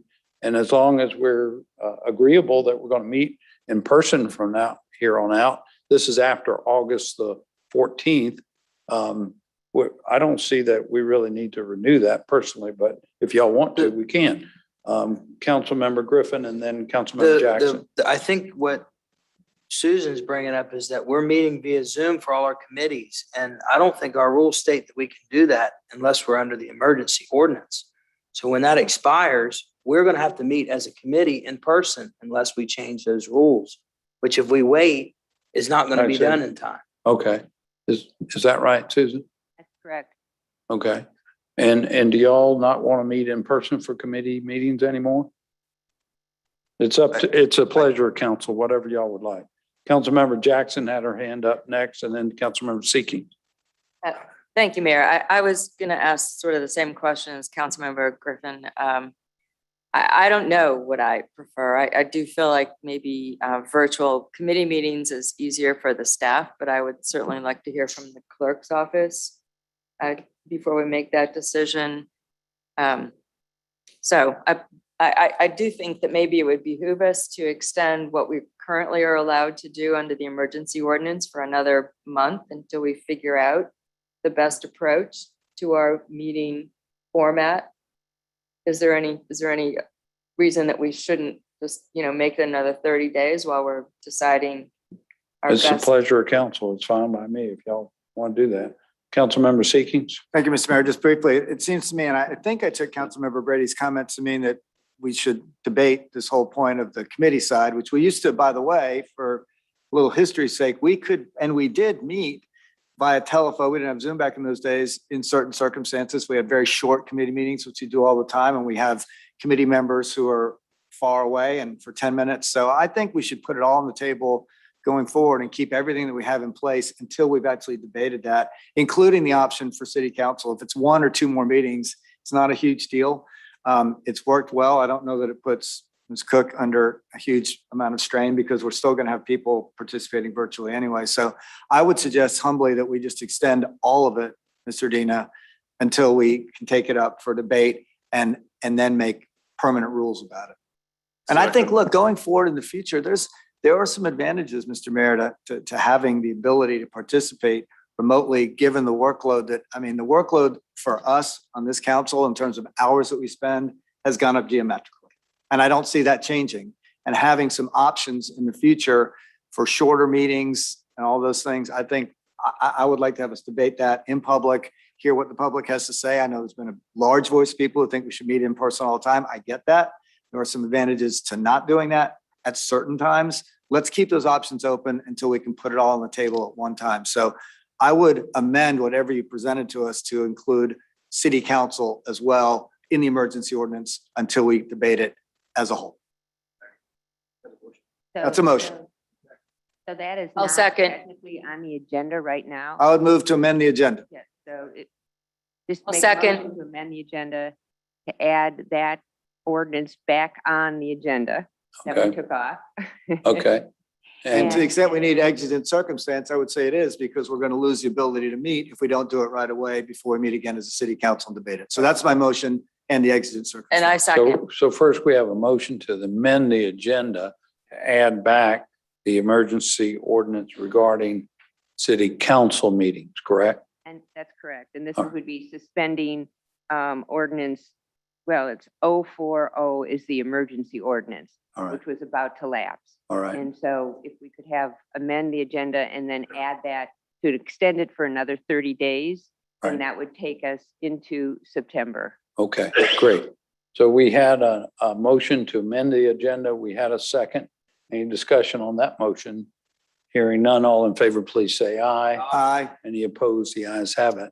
Now we have a motion to, Add to and extend under the emergency ordinance, the ability for us to participate in council as we have for the last year and a half. Second. I second. And then I would just add for the record, Mayor, that, we are still working in a COVID situation. We are trying to work through how to safely unravel these emergency ordinances and put safe ones in place. And just want to add that for the record as a basis for doing this. absolutely. Any further discussion on the motion?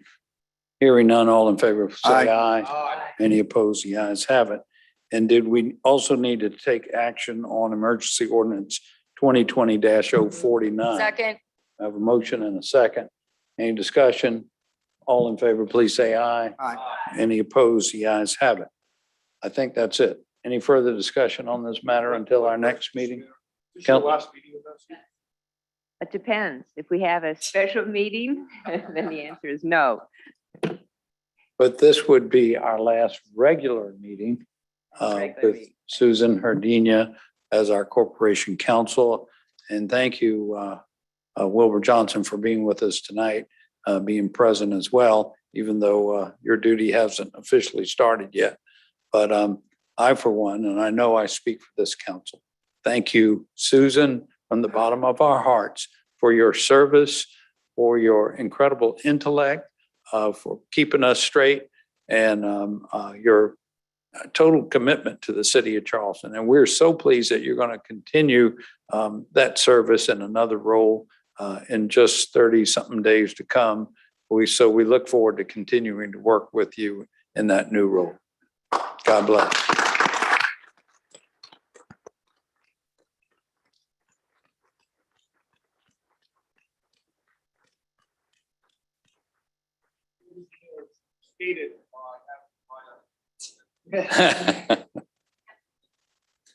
Okay, next are our council committee reports.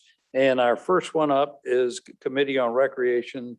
Councilmember Gregory. Mayor and Council, the Committee on Recreation met on Tuesday, June 13th at 4 o'clock. We had 2 items on our agenda. The first was the naming of the new track at Stony Field in honor of Olympian Raven Saunders. And we voted unanimously to do that. Item 1B, approval of Parks and Recreation Master Plan. We also recommended approval of that. There was no specific funding tied at all to that approval. And if I may, Mayor, so that council members would be at least close to the same page that we're on, ask for a brief presentation from Mr. Rupp. So Tom O'Rourke is with us. Please come forward, Tom. He and Pat Hoagland did a yeoman's job over the last year, particularly with community engagement, given the pandemic. And I know this report was given at the Recreation Committee, but I would just add the importance of this 10-year plan for our future parks and recreation is so important to our city that we wanted at least a brief offering of it to the full council. Tom?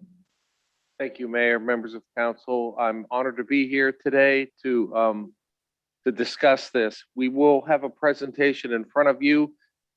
I know time is short. I want to watch Chris Middleton also.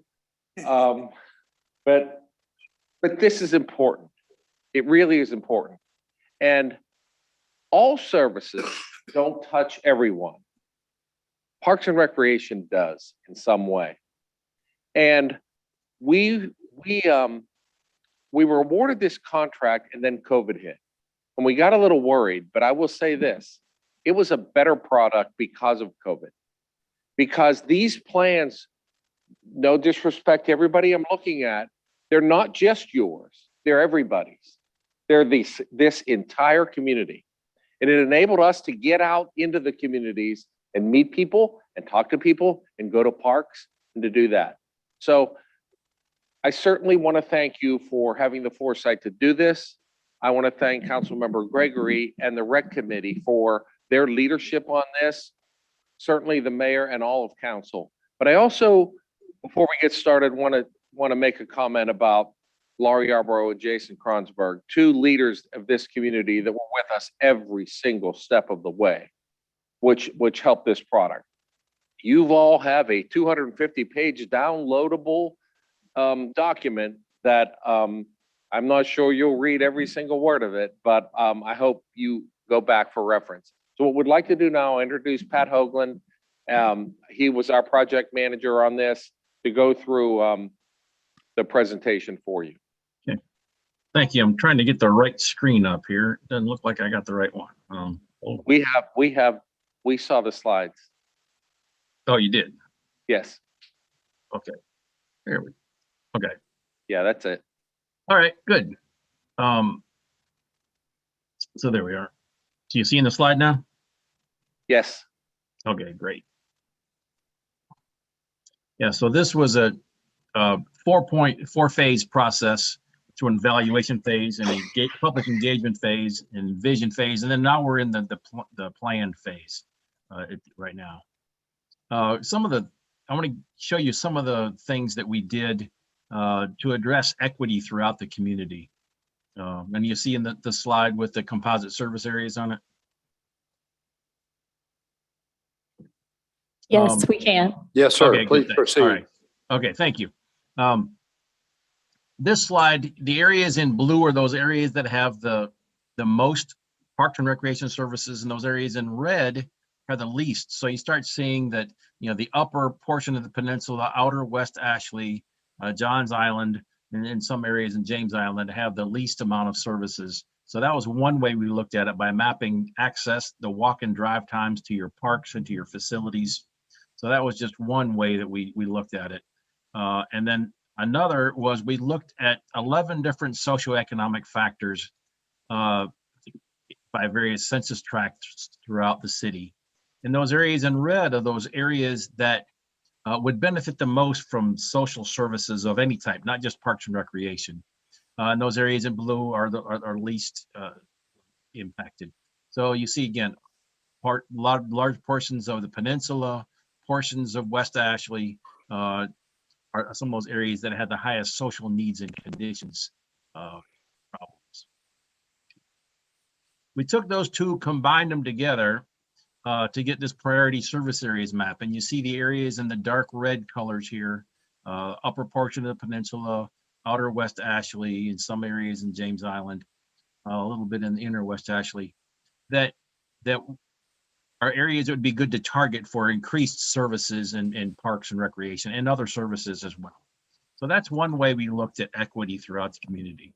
Another thing we did was quite a bit of public engagement. We had 324 surveys that we did at 19 sites. Tom, you want to talk about this one? I do. And as you can see from that picture, as you all know, the services of the Parks and Recreation Department go beyond just the actual implementation of programs. And during COVID, one of the very meaningful things that went on, as you'll see, the lady in the green shirt there, we wore those out in the public, and it says, "Let's Talk Parks" on it. But this was an event at the right by the MLK pool where actually food was given to the people that lived in that area. And it was an amazing opportunity for us to see everyone in that area and speak to everyone in that area. And we did that around the entire city. Just because COVID hit, just because the program stopped, it didn't stop people coming to the parks. So when we went all throughout the parks, all areas of the parks, we found them to be used greatly, especially Johns Island and some of those places, with unsupervised activities. But we were able to speak directly to the citizens, which helped us with some of the recommendations. Yeah, so we had almost 2,500 web and handout surveys that were completed. There was a statistically valid sample mail survey that was sent out, and 600 people filled that out. 150 people did an online mind mixer site. And then we also participated in the Charleston City Plan session, so we could listen to the people's comments that related to parks, recreation, and especially trails, as we heard a lot of through the city plan sessions. And there's a lot of coordination between those two efforts as well. And in those, these boxes just show a few of the common things, upgrading your existing parks, restrooms in the parks, more dog parks, preserving open space, a lot of those are some of the key things we heard the most, and without getting into a lot of the charts and graphs. So now I want to show some of talk about the recommendations. Oops, I went backwards too much. Tom, you want to take that one? Yes, I do. The interesting thing about the city's parks department and the city in general is just the growth. And so you have a tremendous amount of growth in the area, but what you have in the city right now is management in the peninsula, all the way from the end of Cane Hoy Peninsula all the way down to Johns Island. It's hard to do that. This is a 10-year master plan. So we're not saying that you should implement this tomorrow, but we are saying that there needs to be a different management structure in the city. And what we recommended were 5 areas of the city: the Charleston Peninsula, James Island, Johns Island, West Ashley, and the Cane Hoy Peninsula. Where, Pat, if you can go to the next slide, where it needs to be highlighted how well you do with your core services. Things like teaching people to swim, serving the underserved, indoor recreation space, outdoor field space, trails, outdoor gathering spaces. You do that really well. Our recommendation is to ensure that all 5 of those regions have those core services there. And if you can go to the next slide, Pat, please. Yep. An organizational structure that almost has like 5 different directors. They won't be a director, but they will be the person that all the citizens in those 5 regions know is the person they need to get in touch with for Parks and Recreation. It's not a bad thing, but it is different in these 5 regions. So we should be serving the distinct needs of those areas when we're out there. You have 5 districts. We are going to recommend another position here called an enterprise manager. You have tremendous facilities. You have tremendous opportunities for people to do many, many, many things beyond your core services. And for this, people should pay a fee. And you have an opportunity from an entrepreneurial standpoint to institute programs and services that will be great, be for everyone, but also generate revenues, generate sponsorships, generate those things. In our report, we did a very, very brief that you will see easy way to raise immediately $200,000 in a year. And I think that's extremely conservative, but that would certainly pay for a person. And that would certainly get that person on track towards being proactive in issuing permits. So we had a public comment tonight about the procedure for issuing permits. And rather than do that, we hope this enterprise manager can go out, find these activities that'll go around throughout all the entire city, bring people in, and actually start assisting the city with revenue generation for that. Next slide, Pat. Okay. Finances, everything is, Pat, if you can go back one. Okay. Yep. Sorry. You know, it's all about finances. And what Councilmember Gregory stated is that this recommendation that came to full council did not include any dollar sign with it. When you looked at your draft, hopefully you saw a number that might have knocked you off the back of your chair. But we did not want to hide what the costs were. So that's what it is. You could like it, you could not like it or whatever, but we didn't want to say, oh, well, maybe they could only afford this. So we dropped the whole number on your table, completely well aware that you're going to have to strategize in how big of an apple you take a bite out of. So the financial part is a big part of this. What we found out that was amazing to me, and even to Pat, because Pat's done these all around the country for 35 years.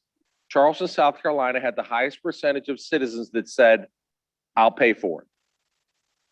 So they want it so bad, they said, I'll pay for it. One of our recommendations was ask them.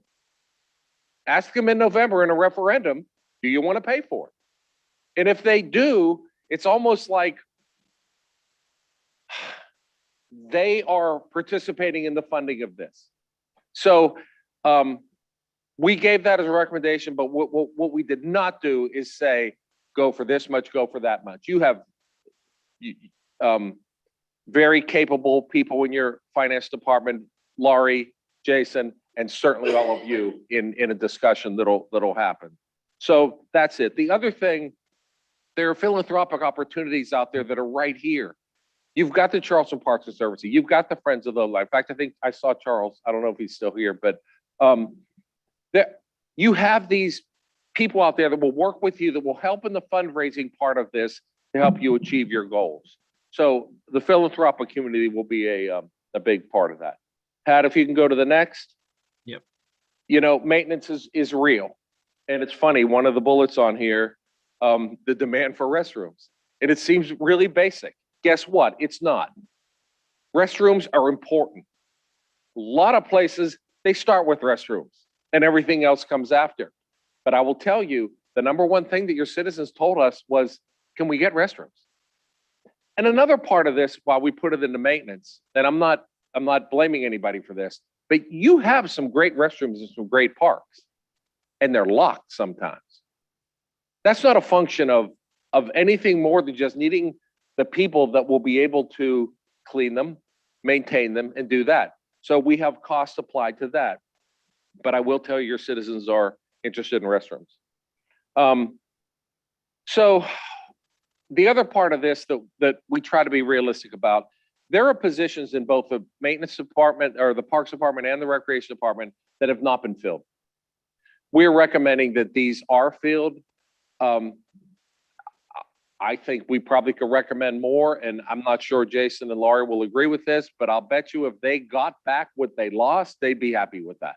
I think they need more, and they probably do more, but at least bringing back the others will help. Pat, next one, please. Yep. I talked about the partnerships. You've got the Parks Conservancy, Charleston County PRC, a place I'm very familiar with. They do good things, but there's no reason to duplicate these services. And you've got a tremendous person over there in David Bennett that loves this city and will work well with them. We all know that Cane Hoy Road, at the end of Cane Hoy Road, is arguably your biggest need. You might get an argument out of Johns Island, but Cane Hoy Road is important. And there isn't multi-millions of dollars in your wallet to run out there and just buy land right now. But what we found, meeting with the school district, meeting with Matt Sloan, one of the developers in that area, they want to work with you. They want to partner with land deals right now. What their school district did, which I thought was great, they bought way more land than they needed. That usually doesn't happen. So it's sitting there. They want to meet with you. They want to decide how the city can use this. The other thing that's going on right now, I guess I'm allowed to say this, but Berkeley County government is right now in the process of meeting with the Trust for Public Land to discuss a half-cent sales tax program that's almost identical to the city of Charleston's half-cent sales tax program. You're buying land in Charleston County with half-cent sales tax money, but you can't buy it on Cane Hoy Road because it's Berkeley County. So we certainly recommended that the city is in contact with Johnny Cribb and the people in Berkeley County to make sure that you are at that table and helping them any way they can to make sure that you get your fair share as it relates to money for land on Cane Hoy Road. Pat, next. Yep. Everything that is done in this city, we're talking about flooding and water and things like that. We know that. And parks can be a great place where if, like, for example, west of the Ashley and the one townhouse project that came down, what was left was a park. That can be done everywhere, and I think it's going to happen more. So we want you to do that. If the Corps of Engineers project that goes around the entire city is there, what a tremendous opportunity for a walkway. So we highly recommended that you integrate these park features in anything that deals with flooding, because it can be there. That's 250 pages in 10 minutes. We are here to answer any questions you have today, tomorrow, the next day. But I will say this, you've got a great department, you've got a great city. And the difference, sorry for being so direct, between the great and where you are today is money. It's bringing back these facilities that have been neglected, because there have been facilities neglected. And if you can get those back, I think your citizens will real happy. So any questions, I'll be happy to answer. Yes. Thank you. Any questions for Mr. O'Rourke? Right. Councilmember Waring. Great to see you, Mr. O'Rourke. Thanks for doing what you did. Do you have a priority? The list that you all went through, do you all have some sort of prioritized manner? I saw on the map, some areas were lacking, use a better term. Yeah. And I don't mean if you have to answer that today, if that's the information, get back to I'd us. like to address that, but I'm smart enough to also understand every one of you represents a district Right. and that everybody should get something. All of your and I don't mean you individually, I mean the citizens that you represent. Every district has needs. So when we came up with, not the big crazy number, but another one, if you saw there, it was pretty equal among districts. But it's kind of even. It's kind of even all the way around. There is enough in this city where money can be evenly spent and citizens will be happy. Okay, thank you. Councilmember Higgins, and then Shade, then Griffin. Thank you, Mr. Mayor. Councilmember, thank you for being here. Thank you for your service. I mean, it's great to hear from an expert on many things. You know what it's like to sit here all night long, but this is super interesting. So one of the things that we learned, and we've heard from Dwayne Parrish about this at the state level, is that during the last 2 years, parks have been in huge demand, right? I mean, huge demand. There's been places where they're turning people away at 11, 12 o'clock in the morning throughout the state. And I think that the city of Charleston is going to see that and more going forward. So my question to you and the team that's put this together, and really the challenge going forward, is as we look to improve our facilities and upgrade a product that we put out there for our taxpaying citizens, knowing that Charleston is a place that not just people who live here, but people from all over the world come, isn't there a balance and a way to monetize a good bit of this so we close that gap between what it's going to cost to get us to where we need to be and beyond, and all the people that are coming in there? We've got to build a monetized way to approach this, don't we? Yeah, the way to monetize it is whoever uses the service pays for the service. Now, that's to a point. I go back to the people that live here, that have lived here forever, serving them. And another thing you should be thankful for, the amount of subsidy you give to your parks department is as high as anywhere else in this country. But as you mentioned, the visitors, you've got to charge them. Right. That's why we talked about this enterprise person. And once this person comes in, and actually, I don't mean this to be too negative, but I don't think you have that person right now. This is an entrepreneurial, business-minded person. Not that there's some great people in your department, not that they can't be turned into that. But once that happens, that's when you bring in the Helen Hills, Kathleen Cartland, and you figure out all these people come in and how do we capture that? How does the city create the new event as opposed to somebody else asking to use your facilities? That's where the money comes in. So you're right, you have to do it. But I think it's going to be a combination of just getting this person in, getting the mindset there, and bringing it into your department. Thank you. Councilmember Shade. Thank you, Mr. Mayor. Tom, thank you for this report. I've gone through it. I haven't read it in great detail, but I've gone through it and looked at the highlights on it. It's just because it is so comprehensive and excuse me, it is very detailed, and I appreciate the amount of work that you and your company have gone through with this and our staff. The Plan West Ashley talks about recreation significantly. And while that may just be regionalized to West Ashley, what role would y'all have in looking at Plan West Ashley in complying this plan? Yeah, well, as you know, West Ashley is a pretty vast area as it relates. Luckily, you have some land already over there. You've got Bear Swamp Road, some places like that, and but that's where the growth is going. And the people that have given us the input are it's much different than a lot of the other places. You've got the pickleball people, you've got all the different types of activities there. But really, West Ashley is just one of those really, really fast growing places. But the needs aren't more. They're just, that's why I think having an individual person in each zone will be good, so that you can find out what those needs are and meet those needs. But West Ashley's, it's the same as all the other places. But to your point, I think that you bring it up is that there are sort of two sections of West Ashley. We call it the intersection and the outer section. And the outer section has great potential for much more parks and recreational facilities in the land that you had just mentioned. But also, and I noticed this in your report, rehabbing a lot of the existing facilities that we have and some of the improvements on that. We're planning to have this plan presented to our revitalization commission at, I think our next meeting, Mr. Mayor, I think we had talked about that.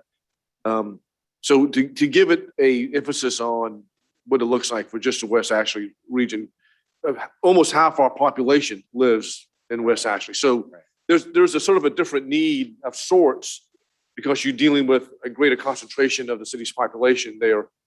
And I think that your points that you've been making out about fees is really important because you use it, you pay for it kind of idea.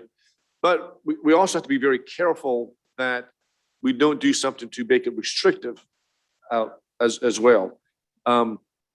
We spend a ton of money and time on rehabbing the Muni. And if anybody has paid any attention to trying to book a tea time out there, it's almost impossible. And so here's that old saying, if you build it, they will come. We built it and they came. And it's I have not seen a slowdown on the use of that facility. And I think that will carry out with other facilities as we go forward with this implementing these plans and these suggestions that you had in here. Yes, one quick point on what you just said. So we're here, we're in the city, we're looking at everything.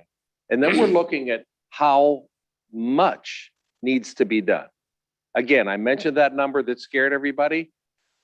If we were to do what you mentioned, let's look at this area with the growth. Let's talk about that. Councilmember Shealy and I have talked about. Maybe we have the 10-field soccer complex. Maybe we have all these other things.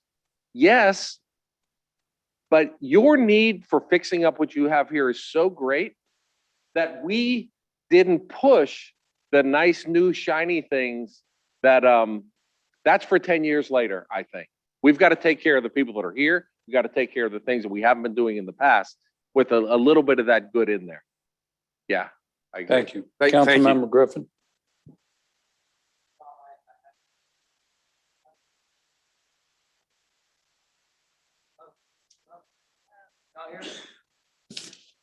I don't know if IT wants to come over. I think Councilmember Griffin's having. I can certainly hear you too.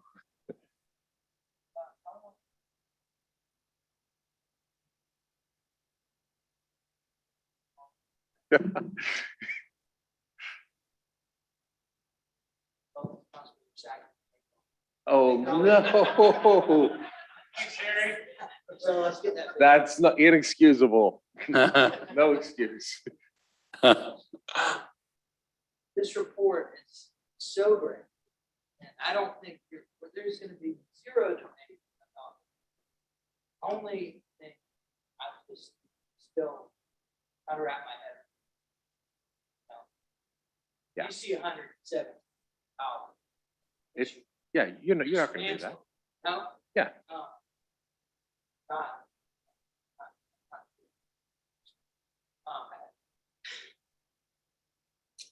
I would love it if you would. You work with other parks and recreation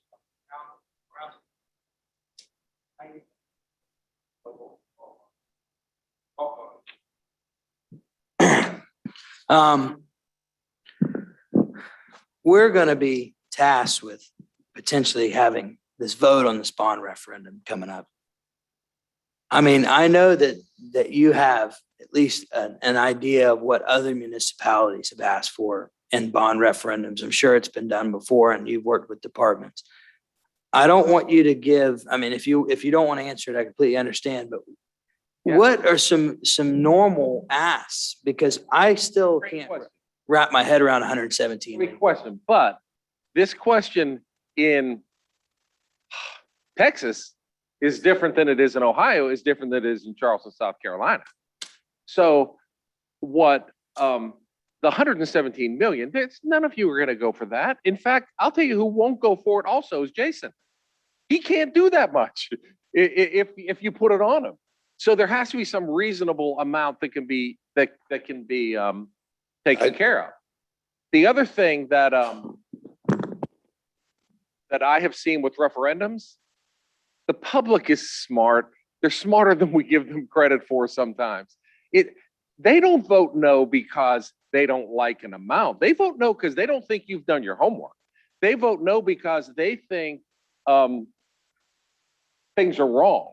We have everything lined up to answer any question that they want. I think, Garland, Texas is about this size. We just finished one. It's very similar. They actually did a $117 million bond and it passed like 70%. We're not Garland, Texas, people. I promise you that. We don't have the same voter base. But you asked, and I'm going to give you an answer. I think if you took a number somewhere near half, or maybe even a little less than half, what it does is get you started. You know what I mean? It gives you a start. The public will see this and feel it. And it's 10 years. Then 10 years from now, and I apologize for understanding government finance. I'm the finance chair. But okay, so if you don't sunset this thing, which I wouldn't recommend, you almost have another one in 10 years. So you get this, you pay it off, you get things in there that will pay for themselves, and you start generating the revenues.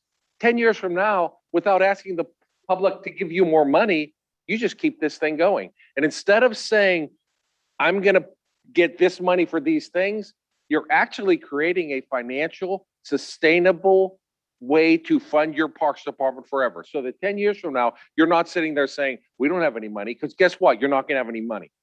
But if you have this that the voters vote for, maybe you tell them that. Maybe you tell them that. I think they'll sign up for that. I really do. But it can't be, I think half, little less, you're in some kind of ballpark. All right. Any other questions, No other questions. comments? Councilmember That Gregory? took longer than I No, was told. I apologize. I mean, we really, really appreciate Yeah.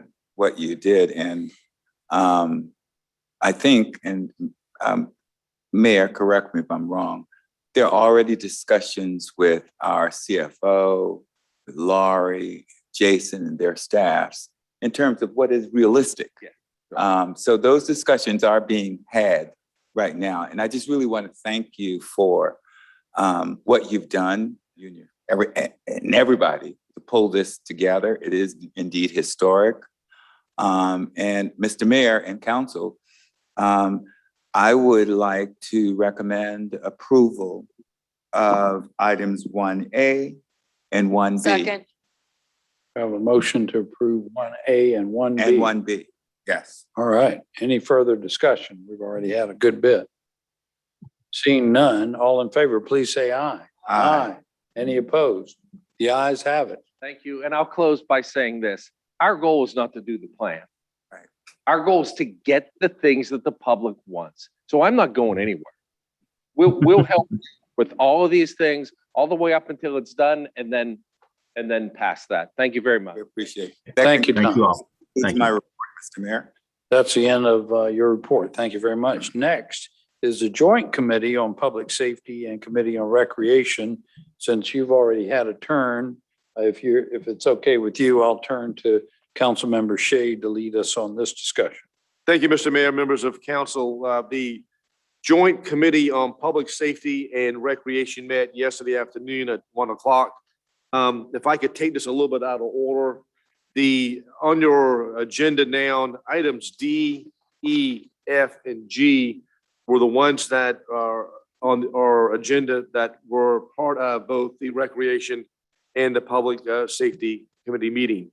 And you should have a memorandum from, I think, Heather, who outlined the purposes and the intent of what we're trying to accomplish with D, E, F, and G. And we have Steve Rumlin here who can answer some questions. But the intent of these four ordinances were to provide some clarification with our existing ordinances dealing with public assembly. It could be a protest, it could be a parade, it could be a special event. But the intent was to add some clarity to those type of events, and also at the same time provide for input from the applicants so that they had some clarity as to what they were applying for, what the rules were going to be, and to the public. So the public was made aware of what we were and were not permitting and why. In addition, they gave a very clear outline on the appeal process in the event that some of these applications may have been denied. The other component with all of this was making sure that we were taking advantage of the new law that was passed by the General Assembly on what's called open carry. And to make sure that we were, number one, in compliance with our existing ordinances that may need to be repealed or modified, and to take advantage of some of the restrictions that the open carry law, as passed by the General Assembly, allowed us to do with these public assembly events. So D, E, F, and G are all somehow interrelated with that general concept. We received a report from Steve outlining a little bit more detail, in which I'm giving you right now. But the Joint Committee on Public Safety and Recreation recommended unanimously for your approval D, E, F, and G. If you have any specific questions, Steve is here, Julia's here, Susan's here, Chief Reynolds is here to answer questions regarding that. And I would like to bifurcate this report, Mr. Mayor, to submit items D, E, F, and G for approval by the committee. I'll move All second. right, second. We have a motion to approve items D, E, F, and G. Since it was a joint committee meeting, in fact, most of us were present. So rather than, this is important as well, but since we had so many members present, I'll just leave it with Councilmember Shade's Please, Mayor. presentation, unless, of course, we're open for any discussion or questions that anybody might have on the council. Any questions or further discussion? Ready for the question? All right. All in favor, please say aye. Aye. Any opposed? The ayes have it. Okay, thank you, Mr. Mayor. The other items for consideration are remaining are sections, items A, B, C, and H. Item A dealt with an application for, and I think we may have taken that part of this already with our Ways and Means Committee, to the 2021 BJA Smart Policing Initiative. Under item B, approval to submit an application for the 2021 BJA Connect and Protect Law Enforcement Behavioral Health Responses Grant for $550,000. And C, approval to submit an application for the 2021 Police Assisted Addiction and Recovery AmeriCorps Vista Program. And the committee recommended approval for A, B, and C. Finally, item H on our agenda was a revisit of the civil sidewalks. We made some changes with that. Number one, we got rid of the warning section on that. And I think we have the fines on that, Steve. What else am I missing on the sidewalk order? What's that? Steve, you need to speak into the microphone, please. It was a warning and the fee, and the third thing was Warning. It was the trespassing provision went from 60 days to 6 months. We made a clerical correction where on Meeting Street, because there's a block that's Right. not technically either north or south. Market Street. Market Street. And then the other one was some people were sitting off of the actual sidewalk with their feet or their legs on the sidewalk and their belongings. So we made it clear that you have to be completely off the sidewalk. You can't have your body or your belongings on the sidewalk. So, Mr. Mayor, that would be my report, and the committee, the Public Safety Committee by itself, without the Recreation Committee, moved for approval and recommended A, B, C, and H. Second. We have a motion to approve A, B, C, and H, as in Harry. Any further discussion or questions on those four items? Hearing none, all in favor, please say aye. Aye. Any opposed? The ayes have it. Thank you, sir. Next up is Committee on Traffic and Transportation. Councilmember Seeking. Thank you, Mr. Mayor. Very briefly, we met yesterday afternoon, actually we met yesterday morning at 11 o'clock. We welcomed our new interim director, Mr. Somerville. We had one application for public convenience, which was Murdoch Taxi, that was approved unanimously. We then took up some minor amendments to the pedicab ordinance, one of which is calling it pedicab ordinance as opposed to rickshaw ordinance. We're going to, after we get through the next round of contracts with currently existing 3 companies that are currently operating the pedicabs, they have automatic renewal provisions in there that would essentially give them access in perpetuity to that business. So after this, one of the amendments we put in the ordinance was one rolling 5-year automatic extension, and then we'll go back to public bid. We're also going to increase the number of medallions that currently there are 30. It will go to 36. Those will actually be subject to public bid outside of the contracts when they get into the stream of commerce, which will be after the contracts that are being renewed in August have actually been let. We then got another update, an excellent update from Mr. Kronsberg and his team on the build grant, which is the Ashley River Bridge, what we've talked about a little bit tonight.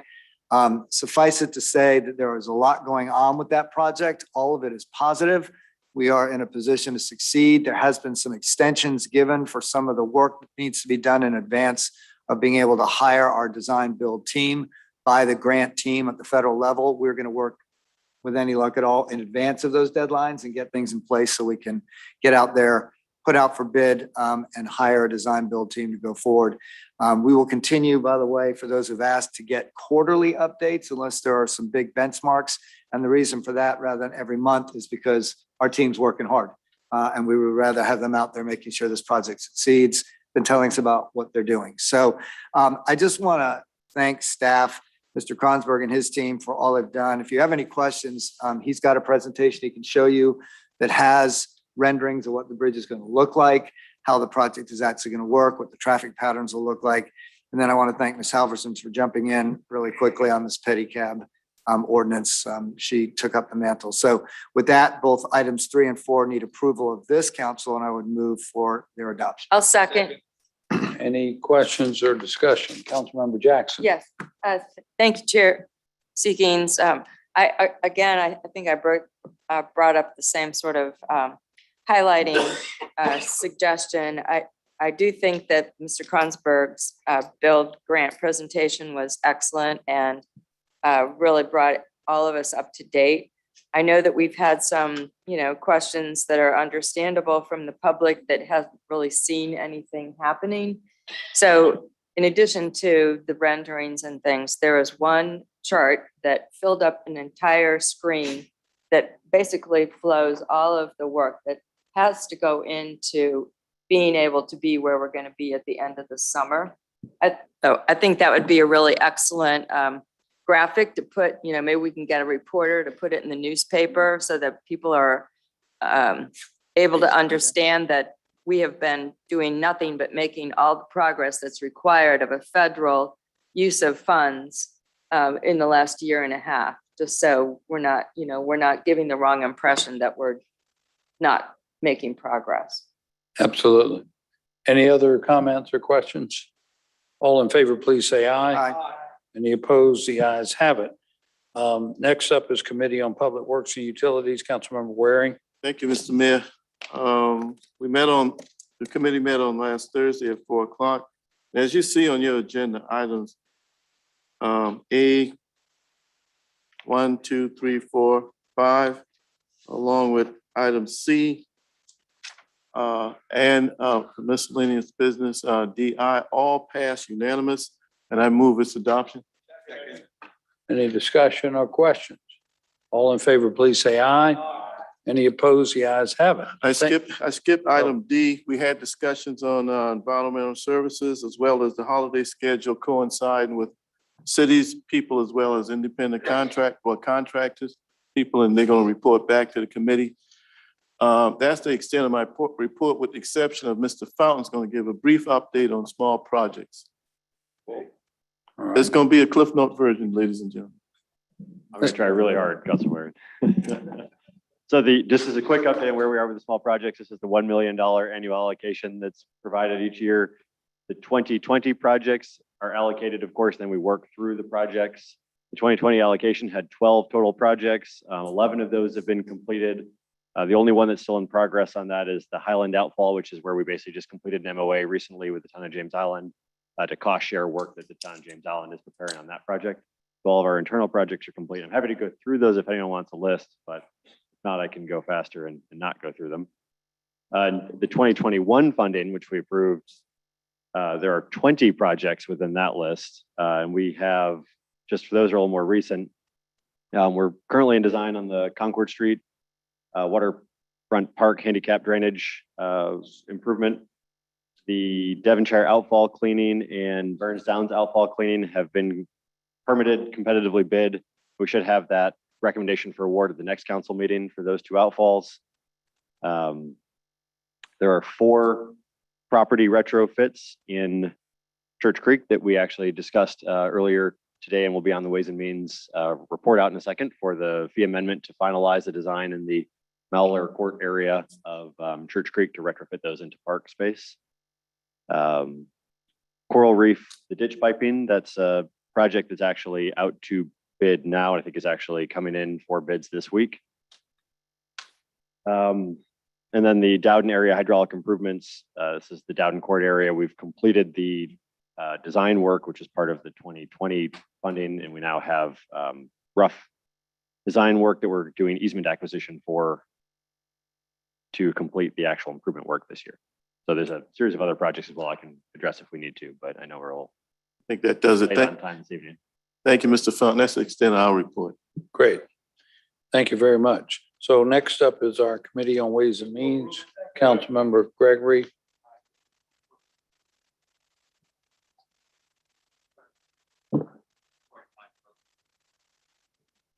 Okay, great. That was the vote on one matter. Right. We got a motion to approve and a second. Councilmember Brady? Yes, thank you, Mr. Mayor. Since we're going to give first reading to the Johns Island Municipal Improvement District tonight from the Ways and Means report, I did want to ask, since the public hearing, if it follows a normal schedule, would be on Daniel Island, which you can imagine, as Councilmember Del Chapo pointed out, for her folks to get downtown was a long way. It works exactly the same, trying to get from Johns Island to Daniel Island. So I wanted to see and work with planning, but to see if, even if it's not a full public hearing on Johns Island, if we can do some type of public information listening session or something to that effect before we actually go into the public hearing on the mid. So, Mr. Mayor, through you, we can do that. Just to be clear, though, statutorily, the public hearing would be at that August 17th meeting. But yes, we would be happy to work with the Johns Island Task Force or one of the other groups there to set something up to do a listening session, as you called it. Yeah, no, I just think for knowing how long it would take people to try and get to Daniel Island by, call it 5 o'clock, it would be helpful if we went out into the community, especially just as this is such a novel kind of new thing for folks. And, people are going to have opinions on it, and not just from the taxing standpoint, but also, on how the mid money can be used. I think it's important for us to get that. We still do listen to everybody at the public hearing, but to actually kind of have everybody out in the community in some type of session would be great. And we can preview the presentation that we're going to do for the public hearing. Okay. All right. So we have a motion to approve the matter from Ways and Means. Any other discussion or questions? All in favor, please say aye. Aye. Any opposed? The ayes have it with Councilmember Gregory's vote duly noted. Next I'll is make a our motion. We take bills items up 1 through for 12. second reading. I'm sorry, Councilmember. I'll make a motion. We take items 1 through 12. We take items Together. 1 through 12 all Second. together for second reading. Mr. Mayor. Do we have? Mr. Mayor? Yes, Councilmember Sheehan. Well, I just have a question, I guess, on 11 and 12. I mean, it's an annexation into the city. Are they doing something with this property, or is it going to be an existing business? Do we know? And there's a reason for me asking on that one. I know that the zoning change has been deferred until we get to this and for a public hearing. But those properties come right up to baseball fields that 9 and 10-year-olds play. So I just want to make sure we are being responsible in what type of business we may be putting there, and if they're annexing to change that business. All right. Mr. Summerfield, you got any information on that? I know Mr. Morgan probably knew, and he went on Yeah, I was gonna say, unfortunately, Mr. Morgan would have had that information. He had to just leave, but. we Mr. can Mayor, get I'll that mo- Information and forward it on. Since, those are first reads. No, so- there's second. No, This is second. Mr. Mayor, This I'll- is for the annexation, not for the zoning. I understand. I guess I wanted to make sure that they're not going to be able to do something different with that property that may not be appropriate to be next to a 9 and 10-year-old baseball field, I guess is my question. I would hope not. I would think not. Councilmember Griffin. I'm happy to amend my motion to just take 1 through 10 together. And then if there needs to be some clarification, I'll move we can defer 11 and 12. Would that be your desire, Councilmember Shealy? Yes, sir, please. Yeah. Thank you. So we have an amendment that we would just take items 1 through 10 at this time. Second.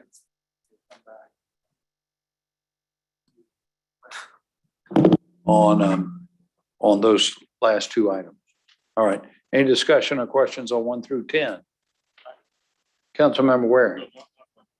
Okay. Seeing none, all in favor, please say aye. Aye. Any opposed?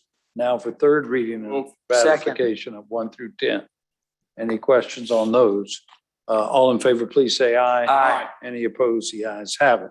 Now, we do have to go back and get. I'll make a motion that we First defer. reading on number 6. Mr. Mayor, we still have to take up 11 Yeah. and 12. Oh, yeah, we were gonna. I'll make a motion that we defer 11 I and guess the 12. motion would be to defer numbers 11 and 12. I'll second. I'll second. We got a second. I do have a little discussion on that. Yes, Councilmember Waring. Just to feed into what Councilman Shealy alluded to, we didn't speak about this, but several years ago, there was an effort to put a gas station on those 2 lots. And obviously it backed right up to the Little League baseball field right there. And got pushback from the community on that, and obviously the gas station moved someplace else. So I kind of share your concern on that one, Councilman. Great. Understand. Now, motion to defer is on the floor. All in favor, please say aye. Aye. Any opposed? The ayes have it. Now, if y'all don't mind, we do need to go back to item number 6, I believe it was. And I apologize, pardon for any confusion. Since it was first reading, I don't think we had to delay that vote, but I'll move for nevertheless, approval. we'll go back to it. We've got a motion to approve the zoning for the public hearing number 6. Any questions or comments? All in favor, please say aye. Aye. Any opposed? The ayes have it. So I think that's the end of our business. If somebody could just filibuster for about 1 minute while I sign I can do it, Mr. Mayor. these So, items. so Council- Councilmember Waring, I don't know if you noticed on the bills up for second reading, item number 4, which is welcoming a new citizen or 2 new citizens, maybe more into your district. Did you notice who it is? Did you notice the name? No, I didn't. Are you a movie buff at all? A little bit. Andrew Dufresne. Who's Andrew Dufresne? Right, so he's obviously gotten out of Shawshank, left Mexico, and he's headed for District 7. So congratulations. All right, thanks. Andy Dufresne.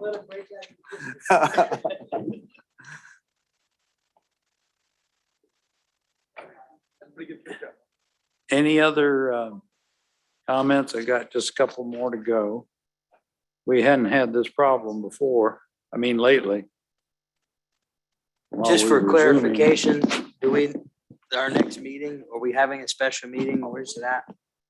Yes, sir. So we sent out an email just this afternoon, just to poll the council members to see if they would be available next Thursday, July 29th. So depending on the responses that we get, if we have a quorum, it would be next Definitely Thursday. want to do that before Susan goes. Absolutely. She needs to bring us pizza. Is it going to be virtual or in Yes, person? it's virtual. It would be virtual. 2 o'clock, I think, I right? think we were looking at 3 o'clock, And then the next regular scheduled would be August 17th. at Daniel Island Rec Center. Yes, sir. All right, Madam Clerk. Go. All right. Anything else to come before us tonight? Hearing none, we stand adjourned, y'all. We're going to make the Bucks game. Thank you.